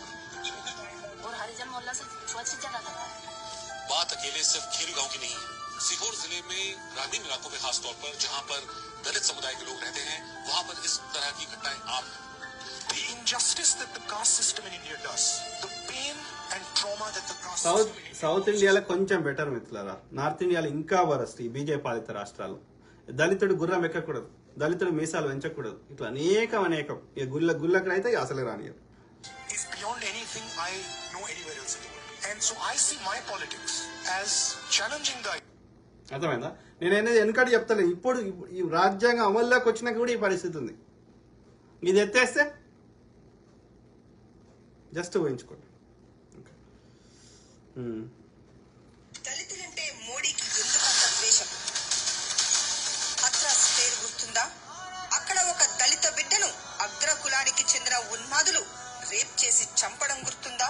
చంపిన ఆ కులోన్మాదులను మోడీ కాపాడిన సంగతి గుర్తుందా?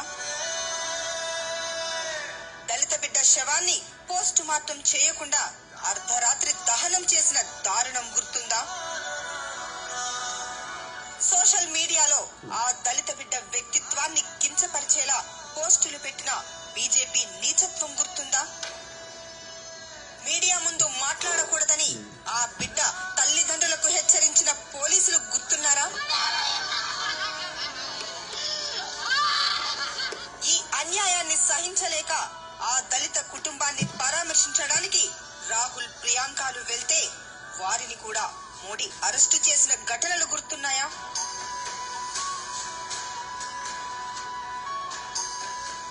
ఇదే కాదు, మీసం పెంచినందుకు రాజస్థాన్ లో దళిత యువకుడిపై దాడి, చెప్పులేసుకుని నడిచారని 5 దళితులపై నడి రోడ్డుపై దాడి, ఇలా చెప్పుకుంటూ పోతే మరెన్నో దారుణాలు. ఓ దళిత సమాజమా మేలుకో. మత విద్వేషాలు రెచ్చగొట్టి కుల వివక్షను పెంచి మనల్ని మళ్లీ బానిసలుగా మార్చే కుట్రలు జరుగుతున్నాయని గుర్తించు. రా, ఈ దళిత ద్రోహి మోడీని గద్దె దింపుదాం. ఆలోచించరా మందకృష్ణ, నీ చిల్లర కోసం దళిత జాతికి ద్రోహం చేస్తావరా? చెత్త నా కొడుక. బ్రిటిషోడు పెట్టాడట అక్కంటి ఎర్రుడు ఎవడన్నాడట ఇక్కడ చరిత్ర తెలియ ఎర్రుడికి చెప్పాల మాటలు. బ్రిటిషోడు వచ్చి కులాలు పెట్టాడా? మనందరూ ఒప్పేసుకున్నావా? ఆ బాబు మాకు ఏ కులం ఇస్తారండి బ్రిటిషర్? మీకు రెడ్లండి మీరు. అయ్యి బాబా అయితే బాగుందండి. మరి మేము మాకే కులం ఇస్తారండి? మీరు గౌడ్లండి. మాకే కులం మీరు చౌదరీస్ అండి. ఎవరి కులం వాళ్ళు పని చేసుకుని వెళ్ళిపోయావా బ్రిటిషోడి దగ్గర? భారతదేశంలో అన్ని భాషలు నేర్చేసుకుని ఏంటి మన కులాలు ఇచ్చేసి మనల్ని ఎడగొట్టిసిడా? అంతకంటే దరిద్రపు వాదన మరొకటి ఉంటుంది. అది కూడా నమ్మేవాళ్ళు ఉన్నారంటే వాళ్ళని ఏమనాలి అసలు? ఆ సిపాయిలు తిరుగుబాటు ముందంటే కులాలు మార్చేసంటే ఇదిగో నువ్వు కులం తీసుకోవా బాగుంటది, ఆ కులం నువ్వు బయటకెళ్ళవా, అదేనా వస్తువా ఆడి బయటకెళ్ళడానికి ఇటు బయటకెళ్ళడానికి, ఆ తర్వాత వాళ్ళందరూ ఒప్పేసుకోవడానికి. అబద్ధాలు చూడండి ఇవన్నీ. ఏది ఉంటే అది ఎవడి మీద ఆడి మీద దూసేయడమే. సో ఈ చెత్తంతా మన మీద రుద్దేయడు. దానికి అంబేద్కర్ గారు అంత పోరాడాల్సిన పని ఉంది. ఆయన రాసేది పుస్తకంలో ఈ కులాలు బ్రిటిష్ వాడు పెట్టాడు అని. రాజ్యాంగం రాయడానికి ఆయనతో పాటు ఏ కమిటీ అయితే కూర్చుందో వాళ్ళందరూ కలిసి రాసేద్దరు అనమాట. ఆయన ఈ కులాలు మనవి కావు, ఈ శూద్రుడిని ఇంత హీనంగా చూసినటువంటి స్థితి మంద కాదు, బ్రిటిష్ వాడు పెట్టేశాడు అని రాసేద్దరు. ఎవరు రాయలేదు. అది గాలోళ్ళు చెప్పే గాలి మాటలు అవి. అర్థమైందా మిత్రులారా? సో ఆలోచించమని ప్రాధేయపడుతున్నా. 1969 में इंदिरा गांधी प्रधानमंत्री थीं और बाबू जगजीवन राम कांग्रेस पार्टी के अध्यक्ष थे। उनके नेतृत्व में 19 जुलाई 1969 को भारत के 14 निजी बैंकों का राष्ट्रीयकरण किया गया। उस वक्त भी कांग्रेस पार्टी का उद्देश्य एक ही था। न्याय बैंकों के राष्ट्रीयकरण से लाखों SC/ST वर्ग के लोगों को रोजगार मिला और गरीबों को अर्थव्यवस्था में भागीदार बनाया गया। लेकिन तब भी इसी भाजपा की पेरेंट पार्टी जनसंघ ने कांग्रेस पार्टी के खिलाफ संपत्ति छीनने का झूठा प्रचार किया, अफवाह फैलाई। कहा गया कि कांग्रेस सभी की संपत्ति छीनकर गरीबों में बांट देगी। और आज भी जब कांग्रेस अध्यक्ष श्री मल्लिकार्जुन खड़गे हिस्सेदारी न्याय की बात कर रहे हैं, सबकी भागीदारी की बात कर रहे हैं, जब वह देश की 73% आबादी को उनका हक और न्याय दिलाने की बात कर रहे हैं, तब भाजपा अपना वही पुराना राग अलाप कर जनता को गुमराह करना चाह रही है। ये जनसंघ पुत्र भाजपा की मानसिकता है।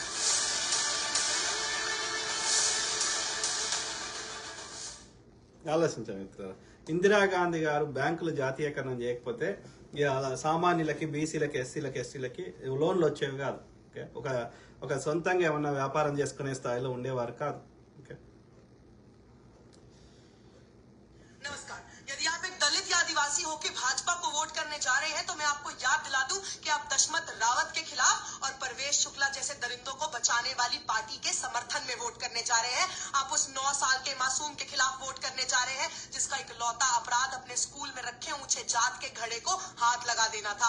आप उस दलित भाई के खिलाफ वोट करने जा रहे हैं जिसने मर्सी किलिंग की मांग कर ली थी क्योंकि 40 अपर कास्ट ने 7 दलितों पे सरेआम लाठी बरसा दी थी। आप खौफ में, डर में जीती सपना और उसकी मां के खिलाफ वोट करने जा रहे हैं। उनके 18 साल के मृत भाई के खिलाफ वोट करने जा रहे हैं। लेकिन आप इनके गुनहगारों के हित में वोट करने जा रहे हैं, इनके दरिंदों के समर्थन में वोट करने जा रहे हैं। आदिवासियों के संघर्ष का 0% अंदाजा न रखने वाले इस तिहाड़ी चाटुकार को खरीदने वाली सरकार के लिए वोट करने जा रहे हैं। आप यहाँ पे दलितों की पीड़ा का मजाक बनाती नेताओं की फौज को वोट करने जा रहे हैं और आप मनुस्मृति को संविधान से ऊपर मानने वाले इनके IT सेल को वोट करने जा रहे हैं। ये बाबा साहेब की संविधान को बदलेंगे? ये सावरकर को वीर बतलाने वाले बाबा साहेब के संविधान को बदलेंगे? आप खुद सोचिए कि आपको बाबा साहेब के संविधान पे रहना है या उनकी जलाई नफरत की किताब पे रहना है? तुम्हें क्या लगता है कि तुम आदिवासी और दलित राष्ट्रपति बना के जातिवाद खत्म कर दोगे? अपने अंदर की मनोवादी सोच का कुछ करो अगर हिम्मत है तो। ఆలోచించండి మిత్రులారా ప్లీజ్. సో చాలా వరకు చెప్పినట్టున్నా కదా, ఒకటి రెండు ఉంటే ఉండవచ్చు, చూద్దాం. मैं हराम हूँ, उनको इतना सबसे बड़ा ओबीसी नजर नहीं आता। अगर मेरे देश में सबसे बड़ी जाति कोई है वो एक ही है, वो जाति है गरीब। जैसे ही मैंने कहा कि देश में जाति जनगणना होना चाहिए, देश का एक्सरे होना चाहिए, दूध का दूध, पानी का पानी होना चाहिए, नरेंद्र मोदी कहते हैं हिंदुस्तान में तो कोई जात है ही नहीं, दो ही जात है, एक अमीर है और एक गरीब है। अच्छा, अगर दो ही जात है तो भैया आप कहाँ के ओबीसी बन गए? तो जैसे ही हमारी सरकार बनेगी जाति जनगणना हम पूरे देश में करवा देंगे। नरेंद्र मोदी घबराए हुए हैं, डर गए हैं, क्योंकि जानते हैं कि इलेक्शन हाथ से जा रहा है। करेक्ट। बाय बाय మోడీ తాత, బాయ్ బాయ్. ఔరంగజేబ్ దగ్గరికి పోయి ఈ మనువాదుల బ్యాచ్ అంతా పోయి ఆయనకు ఉన్నవి లేనివి చెప్పి సంభాజీ మీద దురభిప్రాయం కలిగేట్లు చేసి అతన్ని తీసుకొచ్చి వీడిని చంపించారు. ఎవరు? సంభాజీని ఔరంగజేబుకు చెప్పి ఔరంగజేబును యుద్ధానికి పిలిచి అందులో సంభాజీని చంపించి ఎంత కిరాతకంగా చంపారు అంటే ఈ మొండెంతో తల పూర్తిగా వేరయ్యేట్టుగా నరికి చంపించారు. అయిపోయింది కదా. అంతటితో సంతృప్తి లేదు వీళ్లకు. ఈ బ్రాహ్మణ మనువాదులు ఏం చేశారంటే సంభాజీ తలకు ఒక కర్రను గుచ్చి మాకు వ్యతిరేకంగా ఎవరైనా పని చేస్తే వారి గతి ఇలాగే ఉంటుంది అనే సంకేతం ప్రజలకు ఇవ్వాలని సంభాజీ తలకు కింద ఒక కర్ర గుచ్చి దాన్ని ఊరంతా ప్రదర్శిస్తూ విజయోత్సవాలు చేసుకున్నారు. అర్థమైందా మిత్రులారా? ఇది బాపనోళ్ళ కుట్రలు ఎన్ని రకాలు. అసలు ఛత్రపతి వాళ్ళకి ఏది ఏమంటారు, వాళ్ళని రాజ్యమే చేయనీయలే. శివాజీ కుటుంబాలను పేష్వాలే చేశారు, బాపనోడు చేసిండు రాజ్యం. ఓకే. మే 13న సార్వత్రిక ఎన్నికలు జరగబోతున్నాయి. ఈ సార్వత్రిక ఎన్నికలలో సామాజిక శక్తుల కర్తవ్యం ఎలా ఉండాలి అనే అంశం పైన కులవృక్ష వ్యతిరేక పోరాట సంఘం కేవీపీఎస్ రౌండ్ టేబుల్ సమావేశాన్ని నిర్వహించింది. ఈ రౌండ్ టేబుల్ సమావేశంలో సుమారు 21 సంఘం 300 రెట్లు దాడులు, దౌర్జన్యాలు పెరిగిపోయాయి. సో ఆ బ్రదర్ ఏం చెప్తున్నా దళితుల మీద మనుస్మృతి మనువాదానికి ప్రతినిధిగా ఉన్నటువంటి బీజేపీని చిత్తుగా ఓడించాలి అని చెప్పేసి పిలుపునివ్వడం జరిగింది. మీరు ఏ పార్టీలో ఉన్నా బీజేపీకి ఓటు వేయాలని ఉత్తరప్రదేశ్ దేశంలోనే అతిపెద్ద రాష్ట్రం. ఆ రాష్ట్రంలో మనీషా వాల్మీకి అనేటువంటి ఒక దళిత యువతిని నలుగురు గ్యాంగ్ రేప్ కు పాల్పడితే ఆమె 4 గంటల పాటు గ్యాంగ్ రేప్ గురైతే ఆమె నాలుక కోసేశారు, నడుములు విరిచారు. చివరికి హాస్పిటల్లో చనిపోతే శవాన్ని కూడా తమ తల్లిదండ్రులకు అప్పగించలేనటువంటి ఒక కర్కశ ప్రభుత్వం ఈ రోజు బీజేపీ యోగి ఆదిత్యనాథ్ ప్రభుత్వం అనేటువంటిది మనం గుర్తెరగాలి. అంతేకాదు ఇటీవలి కాలంలో మనం చూసాం, ఇటీవలి కాలంలో మణిపూర్ లో 2 ఆదివాసీ దళిత గిరిజన బిడ్డల్ని నగ్నంగా ఊరేగింపు చేసినటువంటి ఒక దుర్మార్గమైనటువంటి స్థితిని కూడా మనం చూసాం. బీజేపీ ప్రధానమంత్రి ఈ రోజు దేశానికి ప్రధానమంత్రి ఉన్నటువంటి నరేంద్ర మోడీ గారి సొంత రాష్ట్రం గుజరాత్ లో ఊనా పట్టణంలో 5 దళిత యువకులు పశు మాంసాన్ని ఒలుస్తున్నారని చెప్పేసి చితకబాది చెట్టు కట్టేసి కొట్టి కారు కట్టేసి ఈడ్చుకెళ్లినటువంటి సంఘటన మనం చూడలేదా?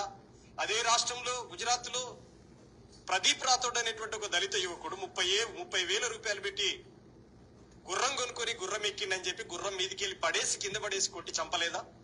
ఇవన్నీ ఎక్కడ జరిగినాయి? బీజేపీ పాలిత రాష్ట్రాల్లో జరిగినాయి. దళితుల పైన, మహిళల పైన దాడులు, హత్యలు, గ్యాంగ్ రేపులు వీటన్నిటిని పెంచుతున్నటువంటి సంస్కృతి బీజేపీ పాలనలో కొనసాగుతా ఉంది. ఇలాంటి బీజేపీకి ఓట్లేయమని చెప్పేసి అడగటం అంటే ఏమిటి?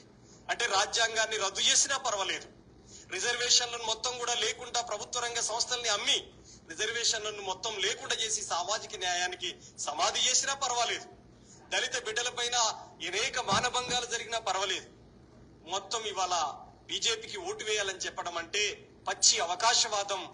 ఈ దేశాన్ని తిరిగి మనుస్మృతి కాలంలోకి పట్టకపోవాలనేటువంటి ఒక దుష్ట బుద్ధితోటి మందకృష్ణ మాదిగ మాట్లాడిండు. తన అవకాశవాద వైఖరి కోసం మాదిగల్ని బలిపెట్టేటువంటి పద్ధతి సరైన ఆలోచించండి. సో అన్న చాలా ఎగ్జాంపుల్ చెప్పిండు కదా. कभी सोचा है इस देश में गरीब कौन है? सच्चाई ये है कि इसका कोई पक्का पता ही नहीं है. ये कह दिया जाता है कि देश के 73% लोग, जिनमें दलित, आदिवासी, पिछड़े वर्ग के लोग हैं, उनमें से ज्यादातर गरीबी में जी रहे हैं. लेकिन उनमें भी कितने समाजों में लोग कैसे जी रहे हैं, कितना कमा रहे हैं, उनकी जरूरतें क्या है, यही जानने के लिए जातिगत और आर्थिक गिनती की जरूरत है। बिहार में जातिगत गिनती में पता चला है कि वहाँ की गरीब आबादी के 88% लोग दलित, आदिवासी और पिछड़े वर्ग के हैं। जी हाँ, 88%। पता है गरीब तबके की मासिक आमदनी कितनी है? పేదోళ్ళందరూ బీసీ ఎస్సీ ఎస్టీలు ఎందుకుంటారు అనేది అడుగుతున్నారు। 6,000 रुपए से भी कम है। इसी आय में खाना, किराना, दवाई सब।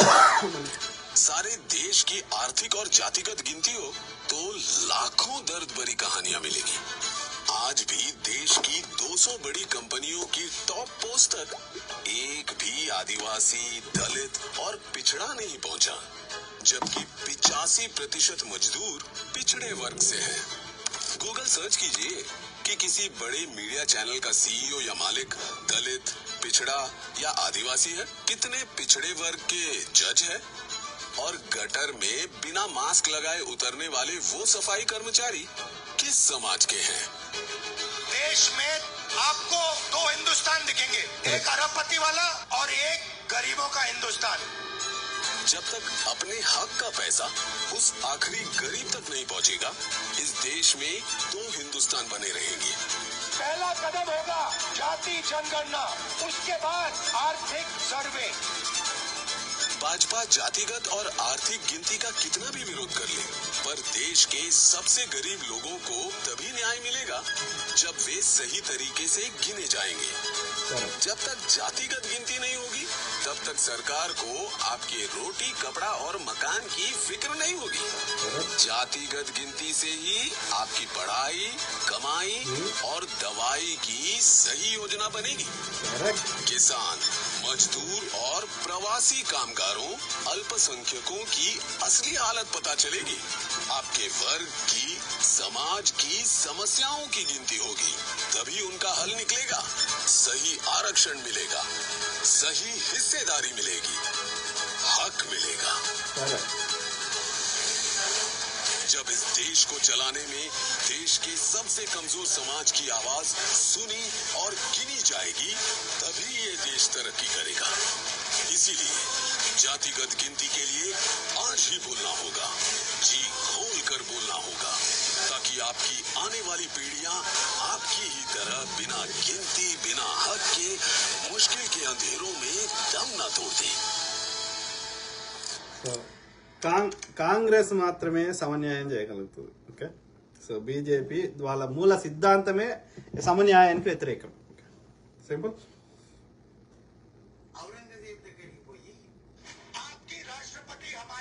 సో చాలా వరకు చెప్పినట్టున్నా మిత్రులారా కదా, ఇంకొకటి చెప్పినాం। So done done. సో అదే మిత్రులారా, ఏమైనా కామెంట్స్ నేను చూద్దాం। సో